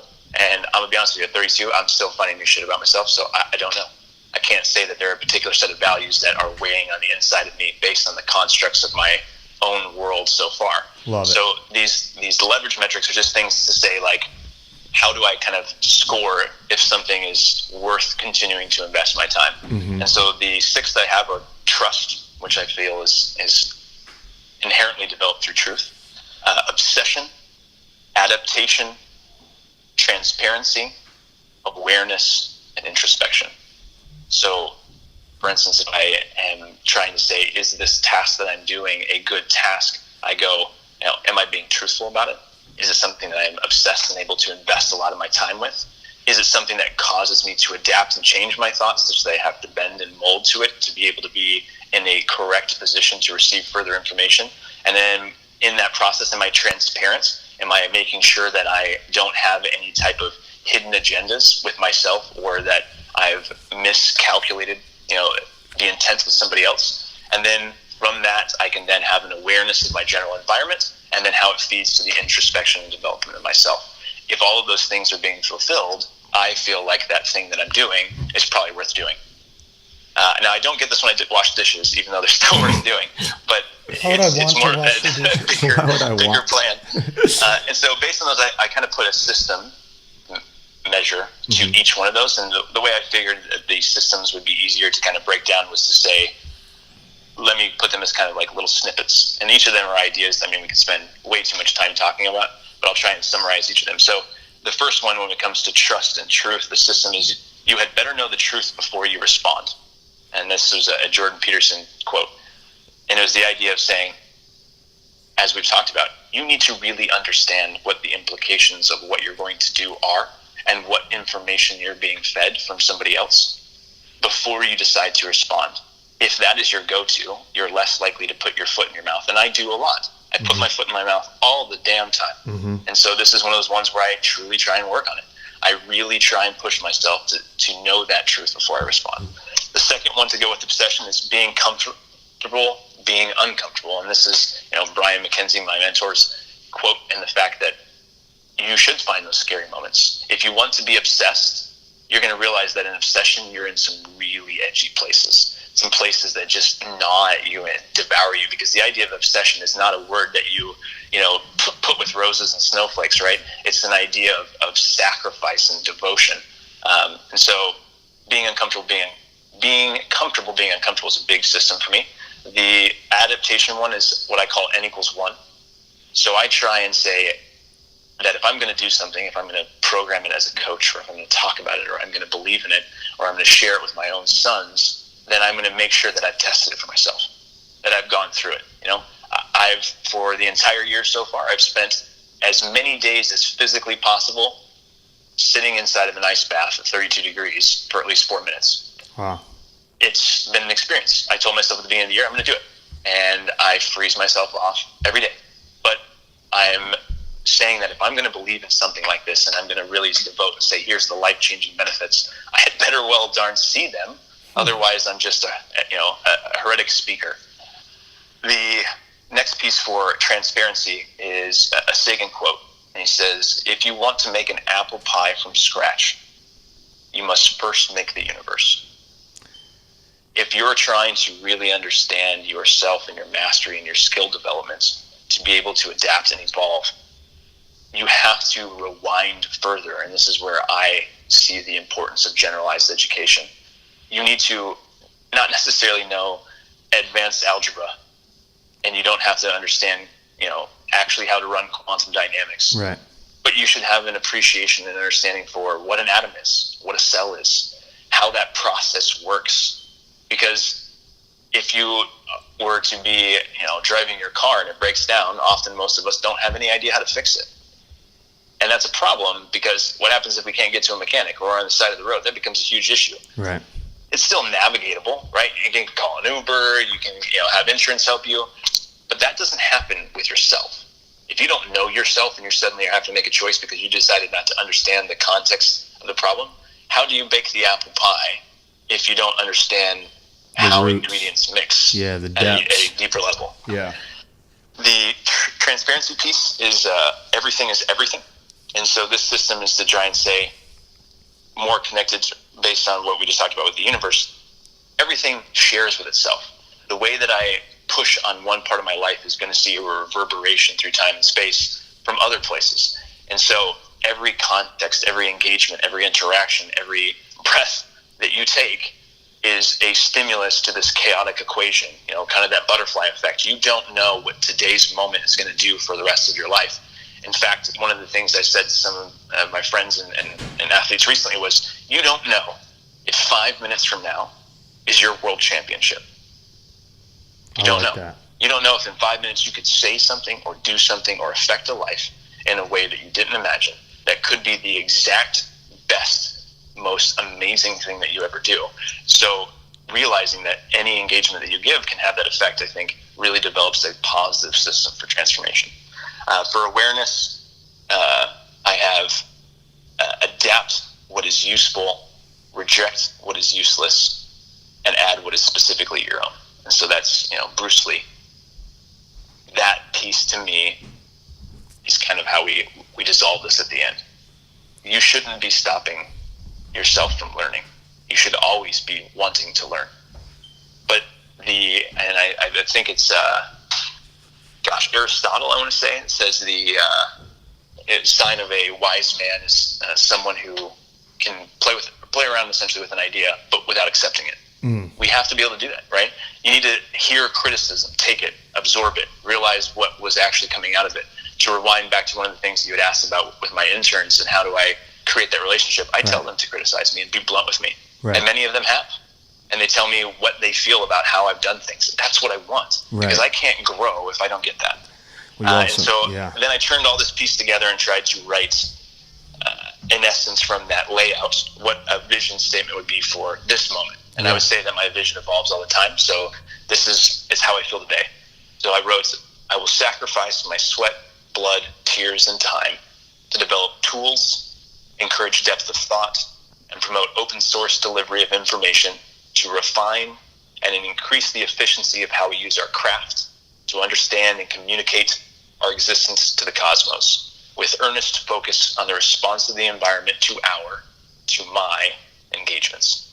And that's just, again, an application of those leverage metrics. I want to think hard. I want to sacrifice myself. I want to push the limits. And I want to do so in a very open forum way, because I feel like so many of us can gain from seeing how others dig through their life and through mastery and through skill development. 100%. And we're going to allow that craft, because we're all trying to communicate. 100%. We're all trying to find ways to do that. That is powerful, man. I mean, I love it. I appreciate you sharing that too, deeply. Very concise, clear, understanding on our end. And it was thought out. And I think kind of how you said, how do we define that diamond series? I'll give you a piece to kind of what I love what you're saying with like vision and whatnot, is you're saying it's always evolving.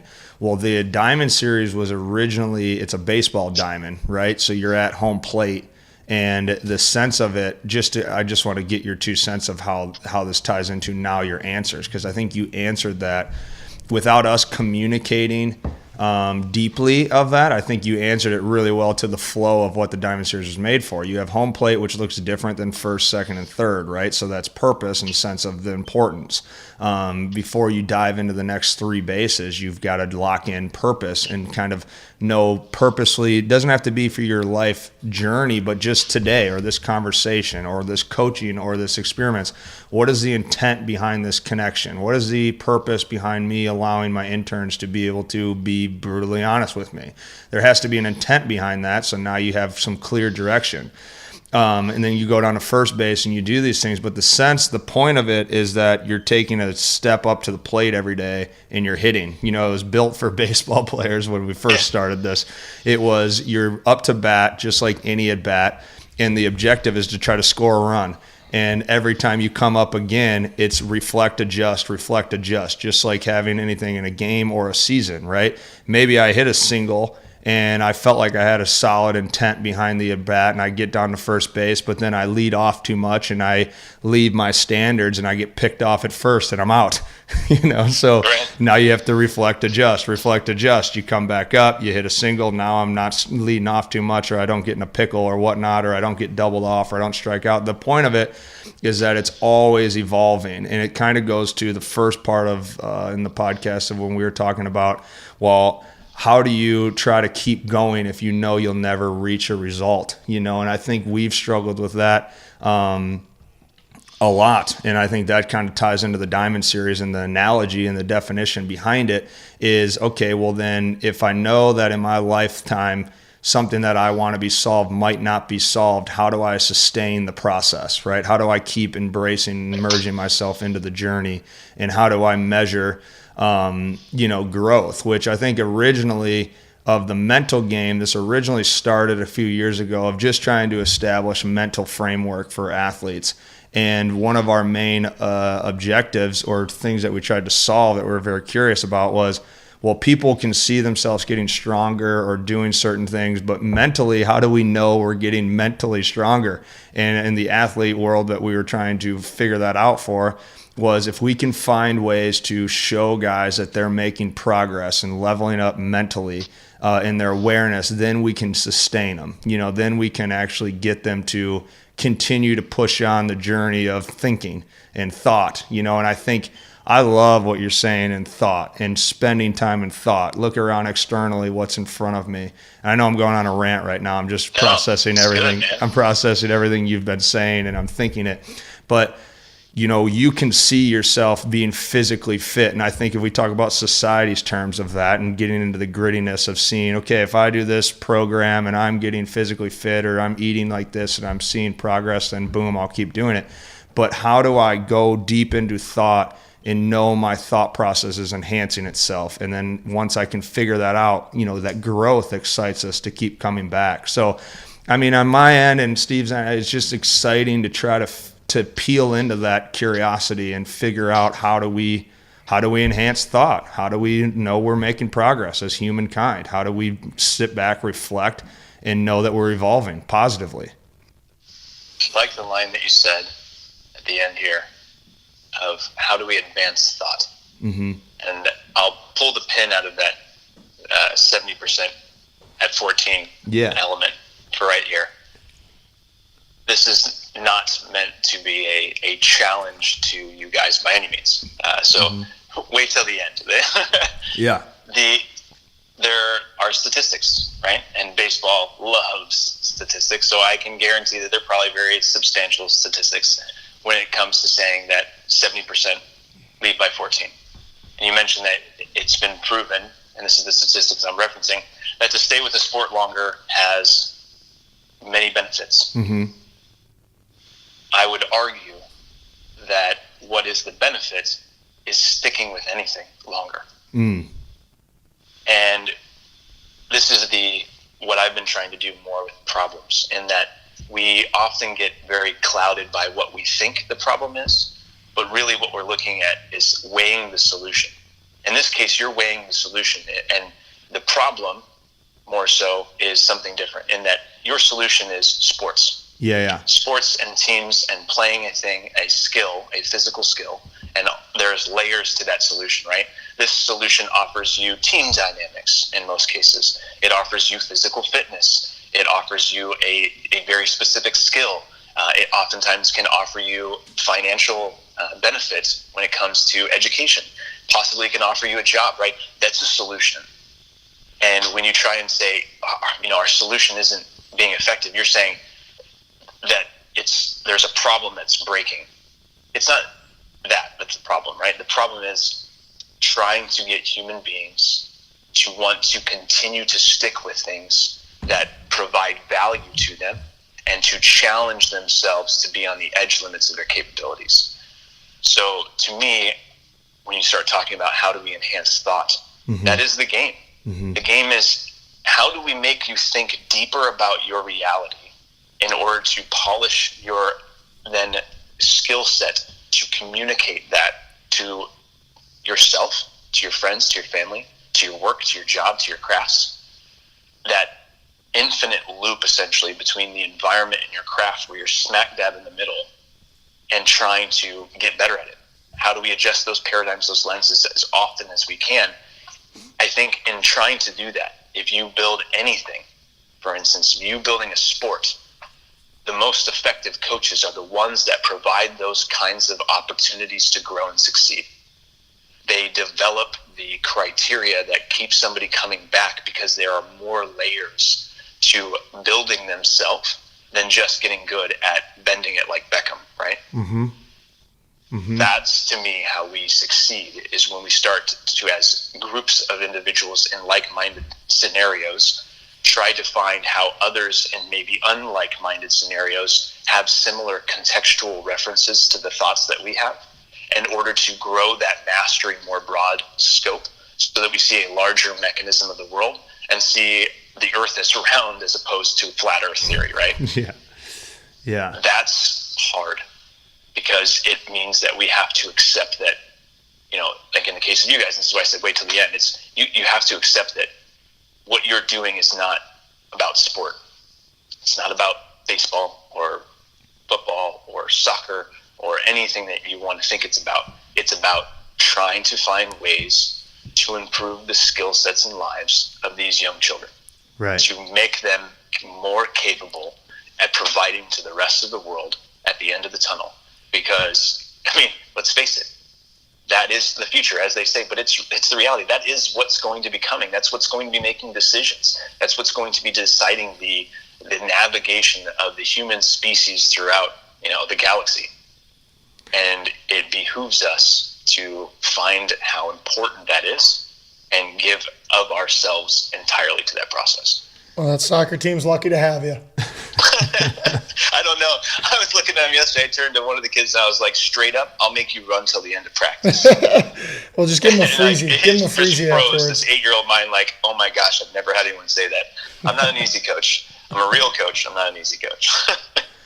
No, well, that goes back to the thought of it's the platform, right? It's the platform that we are all on, and you are enhancing the next generation to take on, or the generation after that to take on the leadership and advancement of what we're doing.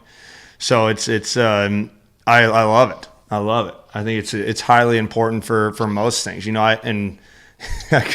I could think about it. I could go on to the rant of that forever. I feel like and talk about that for hours. No, it's a good bucket because to pull this back to one of those big questions that you still had asked at the beginning, I think we've hit multiple times throughout this, is how do you find something that keeps you going further, right? When you think that what you're going to do is never going to have value. Now as we've gone through this process kind of full course in just this moment sitting with you guys, I think I've realized a new piece of it, right? Mm-hmm. If you're trying to solve those really hard problems, one way to know that you're solving those really hard problems is seeing the mastery process happen. Meaning, if you're really freaking doing it, if you're really there, you should be giving that skill to somebody else because you know 150% without a shadow of any doubt that in order to achieve it, you have to give somebody else the skills necessary to make it continue beyond you. So that to me is now, it just fuels me even more to want to really help refine this mastery process that I've been trying to dive down. And that's to say, we got to do it right. Mm-hmm. Because what we are obviously doing is finding more and more people that aren't thinking big enough. They're thinking scalable, right? But that's not the same thing. Big enough and scalable are two different things. One is about how much money you're going to make for investors, right. And one's about how much impact you're going to make to the world. When you think big, you know that you have to help make somebody else ready to take the reins from you because it's not going to be achievable. And if you really cared about it, if you really meant it, if you really said that this is what you are devoting your life to and it's willing to be the thing that you're going to sacrifice more than any time out of your life is that time that you work. If you're willing to do all of that, be away from your family, away from your friends, away from your fun and your video games and your snack bars and everything else, make it something that you know you're going to have to get somebody else ready to handle because it's that big of a damn deal. It's, oh man, yeah. Well said, man. I'm almost just thinking about the rest of my day as I'm listening to you speak and just kind of and obviously as you're talking, you're kind of, I know it's in my mind, I don't know where you're at in that, Steve, but in my mind, it's more of, I'm just thinking about people that I've coached, or kids that are now in college or in the work world. And as you kind of get older and people underneath you, or I'm thinking about people who have coached me or influenced me, it's almost like if you think about the most influential people in your life, you can if you just stop for a minute, you could probably name a handful of them off, but you've been influenced by hundreds of people, but only certain few ones have really impacted, or handed or passed the torch, if you will, and so I think lightening up the torches for all of us and using the connection of all of our platforms and our fields or our knowledge and our experience. And you have to come to the realization that you play baseball, that's not what your life is. If you don't have the gauntlets of baseball, as I would say, right? You take it with you. They're your superpower. Well, it's interesting because I was talking to Mackenzie yesterday, I think, and 2 days ago. Sorry, we were talking 2 days ago about professional athletes and how the external pressure that they trigger themselves to think like, if I get cut, my life is over. Well, like, ask yourself, if you get cut, why does that matter? You know what I mean? What's the issue? Well, your life goes on, so I know that you have something to say, and I apologize. But this is a perfect opportunity to pass on one of the things I stumbled upon recently. In having conversations with myself and my wife, I try to play this 5-3-1 game. Mm-hmm. So here's how this 5-3-1 game works, and everyone can play it. And you first go, what are the 5 things that if everything else in your life disappeared, you would get those 5 things and only those 5 things. So, for instance, you could be like my family. Mm-hmm. You could be like God. You could be like my car. You could be like my job, my work, right? Anything you want. Pick those 5 things. Then the game is, now imagine that you only get to keep 3 of them. Mm. And reminder, once they're gone, they're gone. Like, they don't come back. And then you play that game of going now to 2 and then to 1, right? And it's interesting to me so far, as many times I've done it, what ends up at number 1. Because I go to people and I go, now consider this. For instance, my 3 inevitably ended up being my ability to think. So basically being able to ponder hard, difficult thoughts. Mm-hmm. My family. And ultimately, the other ones didn't matter. So I was left with these 2, right? What do I do with these 2? Yeah. Which one's more important? And because you're trained to go family, right? I'm interested in this answer. If you're going to do 2 to 1, you got to kill your family, essentially. Yeah. They're gone. They're done. And it made me think about Job. And so whether or not you're religious or you want to look at it as a story, either way, it still works for this conversation. He loses everything but one thing, and that's himself, essentially. To me, you can lose absolutely everything. You can have everything torn down around you. You can lose your family. You can lose your friends. You can lose every essence of self. But if you lose yourself, then the game's over. Because if I picked family over my ability to think, I mean, what does that mean? That means essentially all I'm going to be doing is not really thinking. I'm just going to be motoring through like a robot and then staring at people each that other. I care about. Mm-hmm. Yeah, like whoop-de-doo. You can't have anything if you're not willing to realize that the prioritization is your ability to think and experience the world. Because that's what allows you to put value on your family. That's what allows you to provide them value. And so when we start getting in these priority conversations, I wish more people would realize how important you are to yourself. How, at the end of the day, you can restart everything as long as you keep that one thing. And it's not rude. It doesn't mean that you don't love your family. It doesn't mean that you don't love God. It doesn't mean that you don't love your job. It doesn't mean you don't love your pets. It just means that you realize that in order to provide esteemed value to anything, you are still priority 1. So let me ask you this, because you often hear, go spend time alone or do this or, do things alone or be confident with yourself. And I like thinking of it like this in the social media world. I mean, dude, I don't think any of us would have a problem going on Twitter right now and reading a motivational quote or going on Instagram and seeing some stuff about, if you are confident on your own, you have everything, and most times than not, it's just like a blanket statement, right? There's no depths to the reality of what that's trying to say, or maybe someone even said that and they were just actually trying to be confident of being alone at the time, whatever it is. You don't know where that came from. But I like what you're saying, because ultimately, going back to the Stoicism, I think it was Marcus Aurelius or maybe Seneca. I think it might have been Seneca, or one of the Stoics would say, why do you have to be on vacation to be at paradise, when reality, like, it's just how you perceive in your brain what paradise is. Like right now, we could all be in paradise if you decide to be, right? In terms of your thoughts. And Jordan Peterson, flip that over to Jordan Peterson, one of the things that he had said in one of his class lectures that I've listened to one time was like, if you can't stand at the bed of your loved ones who are dying, then you have the issue, you know? Yeah. And I thought that was awesome. Right. But it's kind of, I guess what I'm saying is take both of those and then to what you just said, and how do you kind of internalize that of, you know, that internally you are fine with yourself. Like, how do you level up that mastery of knowing like how could you confidently, when do you think you're at the point where you could confidently say to yourself, yeah, if everyone left me, I would be confident, or I'd be fine, or I would enjoy thinking, or I'd be at peace? You know when you find out what that, if you have that, when it happens. Good answer. I'm going to be a mess. Good answer, Cody. I would be a mess. I talked to one of my interns, and Yeah. his name is Jacob, and he's awesome. He's a great kid. And we were talking about strengths and weaknesses before he left. And to give you an idea, this kid's, essentially got the highest GPA. Essentially, he's got the highest GPA in both his physics and his bioengineering, or biomedical engineering degrees at Michigan State University.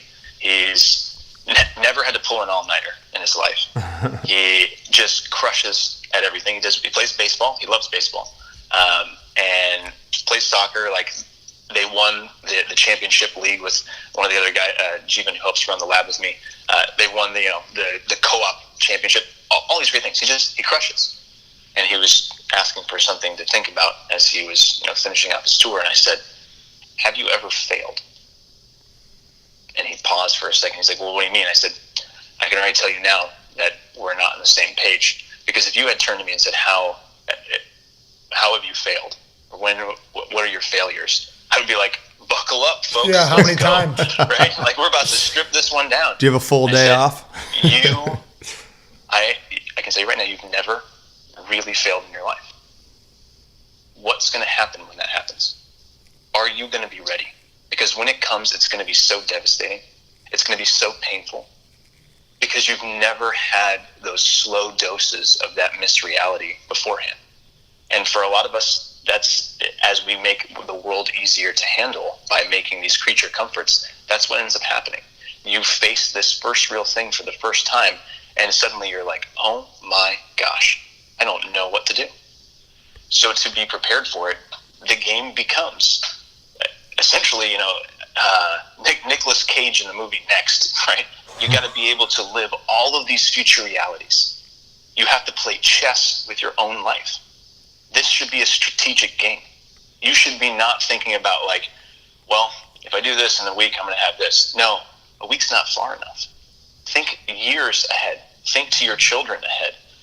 And I know that seems crazy and ridiculous, and it's not to say that you do it for every conversation, but the definition of a grandmaster in chess is not their ability to just understand the context of the move or the context of the capture, but it is to understand and appreciate the significance of the sacrifice, right?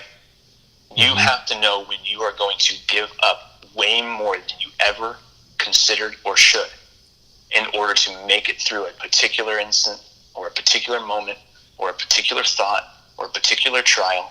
You have to devote that sacrifice because you know that play is worth something else. And if you're going to understand that, the only way to understand that is to try and think more diverse about your future, about how the worst things can happen. That's not a pessimistic mindset as much as it is a realistic game. You can think the optimistic ones, but what happens with the optimistic ones? Good or bad? Hard to say, right? Like, there's an Alan Watts thing, and it's the maybe. And I encourage everyone to go Google Alan Watts maybe YouTube. And the video basically talks about this farmer. And I won't try and give it away too much, but the entire point of it is that we don't know if a good thing or a bad thing is a good thing or a bad thing. Say that again. Context of we don't know if a good thing and a bad thing are actually a good thing and a bad thing long term. Because if I succeed now in something that puts me into a position of hubristic nature and I become a narcissistic asshole, was it actually good that I succeeded? No, it would have been better if I failed. And the same thing, if I fail, I might be like, bring it back to the test. oh, I did so bad on this test. Well, because you did so bad on that test, you went to the schools and did the things that you did, both of you gentlemen, that allowed you to be at this point in your life succeeding in the way that you succeed, to touch the lives that you touch. So was it actually a failure to not do well out of 36 on that test? No. Doesn't matter. Has zero weight, because the inevitable strategy of the game says that you more than likely sacrificed certain things as far as wanting to hang out in school to develop your personal relationship skills on how to engage with folks. I will be honest with you, I did not. I sat during lunch and did my homework. I left immediately after school to go to Taekwondo. I'd spend 4 or 5 hours there doing, my own individualized focus. I would come home and do homework till late hours of night, and I would make sure to get A's on every single test. So when I got to college, I had no personal skills. I had no ability to talk and communicate at the same level as everyone else. You guys did. Mm-hmm. And that has made all the difference in the path that is your future. And I think that that's a significant realization. There is no failure. There is no success. There are just lessons. There are just new strategy options and new board layouts based on the choice that we just made. Anyways, those are my opinions. Well, thanks for thinking we're cool. You guys are. Every day, and I know we've never met. You don't know me very well, but if I'm quiet, Harvey always says this in MASH meetings. It's like, if you come in and Steve's quiet, it's like you better pay attention or something's up. And just so many great points that you've made that's just made me go deep into that thought. So I know selfishly we talk about this all the time, whether people listen to the whole thing or tidbits, we selfishly got to listen to everything that you said. So we appreciate that. So many great things to think about throughout the day, and also to teach to not only the kids, but the parents that we see every single day. It's awesome. I appreciate the kind words, and I reverberate your feelings in the fact that I see these experiences as truly rewarding to myself. I sat and wrote some lines to try and get myself in the flow, and I said, just writing here to get things flowing for the podcast. What do I want to return with this process? Mm-hmm. What is the context of my audience? Mm-hmm. And my last question was, how do I intend to use this experience to grow myself? Mm. This was the entire point of this. Isn't about trying to have a moment to change lives. I wanted to have a really good conversation with people that were going to challenge me to think, and then see what kind of came out of it. Because now I'm going to take all these things and try and unpack the living crap out of them. Right. Because it's fun, right? Like, we should be challenging ourselves to just never stop. Well, let me know how that positivity goes when you get back to work, because I want you getting back into that positive mindset. Well, luckily I get the day off today, so there you go. I get to ride this joy for the whole weekend, which means while I mow the lawn today, you guys have now officially consumed all those thoughts. So. Well, when you get to work Monday, remember that you're changing the universe. Just remember that. That's right. I'm going to take that with me. I'm going to walk in and be like, all right, no more bitching. Well, the thoughts are the respect on that is definitely mutual, man, because it's like, 5, 3, 2, 1. That's my first exercise after this podcast. No doubt. I already have it written down next to me that I'm doing the 5, 4, 3, 2, 1, and then I'm going to watch the Alan Watts on YouTube. And spend some time before we go, because we're going to go work out, obviously. So I'm going to spend a little bit of alone time, reflect on that. And then I think, going back to in the beginning when you kind of talked about thinking the problems that can be solved in your lifetime, you're not thinking big enough. That was something that impacted me deeply. And so those 3 are my chewables of the rest of my day. And I will let you know here, Cody, soon on how when we rekindle and reconnect. Well, I'm going to let you know some of those things of how I interpreted that and move forward. But no, man, I think from my end, and Steve can say his piece, obviously I look forward. I'm sure that we will all continue to communicate and continue to help each other grow, which will be amazing. And obviously Brian McKenzie has had a tremendous impact on myself, but also our team. We just kind of connected with him full in terms of he'll kind of be mentoring us as well. And we have some amazing people in terms of this this journey of where MindStrong took place, or the podcast. I mean, it started with that Diamond Series, and really what had happened was we got out of sports. We were all, I think everyone has been a professional athlete in MindStrong. Yeah, it was 2 weeks. Yeah, so everybody, the original 6 of us, no, 7, whatever. There's 7 of us that started kind of here, and then we kind of plucked away, and now we kind of have a unit of original members. Everyone is a former professional athlete or a current professional athlete, and when you talk to all of us in a room, or we talk to each other, it's very unique, right? Like someone's James Van Riemsdyk's an NHL All-Star, where Steve and I were cut in minor league baseball, very successful college careers, where David Fisher was a first-round draft pick, doesn't go to the NHL, and now he's playing overseas. And my point being to that was we had a lot of friends come to us with identity, and even ourselves too. You go through the sports world with an objective of money and materialistic, doing certain things while you're playing through it. It becomes an identity of your life for whatever you do, which I think attachment is scary for any of us in those worlds that we try to attach ourselves to. If I'm not a Major League Baseball player making millions of dollars and I've lost any type of ability to think or be internally confident, is a negative. So we got out of that, and it was like, okay, how do we at least have some type of blueprint for people to grasp or hold on to enhance themselves after and during sports? And that's kind of the analogy of the Diamond Series. That happened a few years ago. We had no clue that we'd be talking to Cody Burkhart from NASA a few years later. We had no clue that Brian McKenzie would give so much of his time to training us. We had no clue that, John Gordon, who was on our podcast the other day, or Coach Dar, who's with the Phoenix Suns, and his mental edge coach, is working with and helps us and helps our athletes. And my point being, to what you have said numerous times, human connection, and how much from all of our fields, it's just platforms that bring us together if we're willing to listen and be curious enough to move it in a positive direction of human development. And so, tying that into my point of this podcast, I'm very, very grateful to have, first of all, been able to connect with you and then enhance our conversations that we've had, a few of them at this point.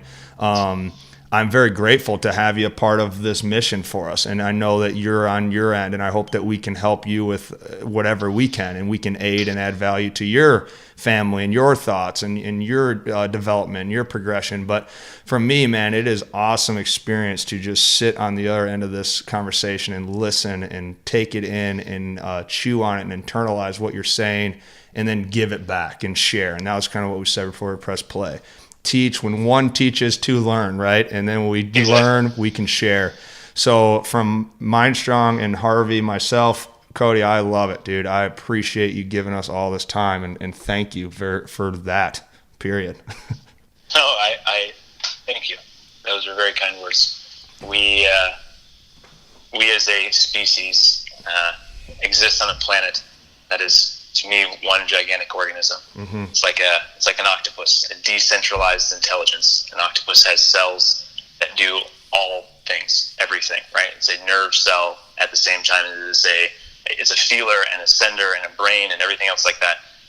The more we can try and operate in that ecosystem where each of us is working to be individually viable, but then trying to feed information back to that global host organism to succeed, that's where we all go. And I appreciate the time that you've given me to come on today, and I appreciate the conversation, because this to me is what I look forward to. Mm-hmm. I want to save up a lot of these hours in my own time, and then refine it and prepare it and package it, and then see how the communication goes. Because the more effective I know my information, and I know the process of myself, and I know my audience, then the more capable I can be to try and communicate what it is that's inside of me. Yeah. We all want to get those things out. And if we don't get them out, we freak out, right? So trying to help each other, equip one another to succeed it's a cool thing for us to try and put ourselves involved with. So I appreciate the time, and I think what you guys are doing is fantastic. And I truly do hope that I can help as much as I can. Well, you influenced me today to think some real deep thoughts. So I think for everyone out there listening, 42, man. there you go. 42, baby. I think everyone's got to remember that, you're influencing at all times. It's not just when you feel like influencing someone. You're always influencing everyone around you. So hopefully everyone takes that from today. I know that's what I'm going to take from today. It's not just when you feel like it. It's all the time. Thank you. It's like your kids, right? Yeah. That 100. Well, that's what I'll tell everybody. I mean, everybody needs to hear that. It's just, especially when you're dealing with kids. But overall, I think that, Harv and you have that great mindset of moving forward. And I'm wired a little differently. I love reminders. I love getting reminders. And you gave me a lot of reminders of what I'm supposed to focus on in my life and how to influence. So that's my mission for the rest of the day, hopefully for the rest of my life, and hopefully until I am floating in water in NASA or doing some crazy thing that I never thought I'd be able to do. So, hey, man, we'll let's stay in touch on this and keep communicating and keep helping each other out. But from my end, man, I'll let you know when we flip this out and we'll share this with people. But love it. Great. Thank you, Cody. Thanks, gentlemen. Have a good one, Cody. You too, sir. See you, Cody. And thanks for the ones and twos in the background. They're Cody. Tony's drinking water. Say hi, Tony. How's it going? And Nolan's in the bathroom. They're the mixers. They make it happen. Those are our guys. It's lifting time with the boys now. Let's go get it. So, all right, man. Hey, enjoy mowing the lawn. We'll talk to you soon. Thanks, gentlemen. Have a great day. See you, brother.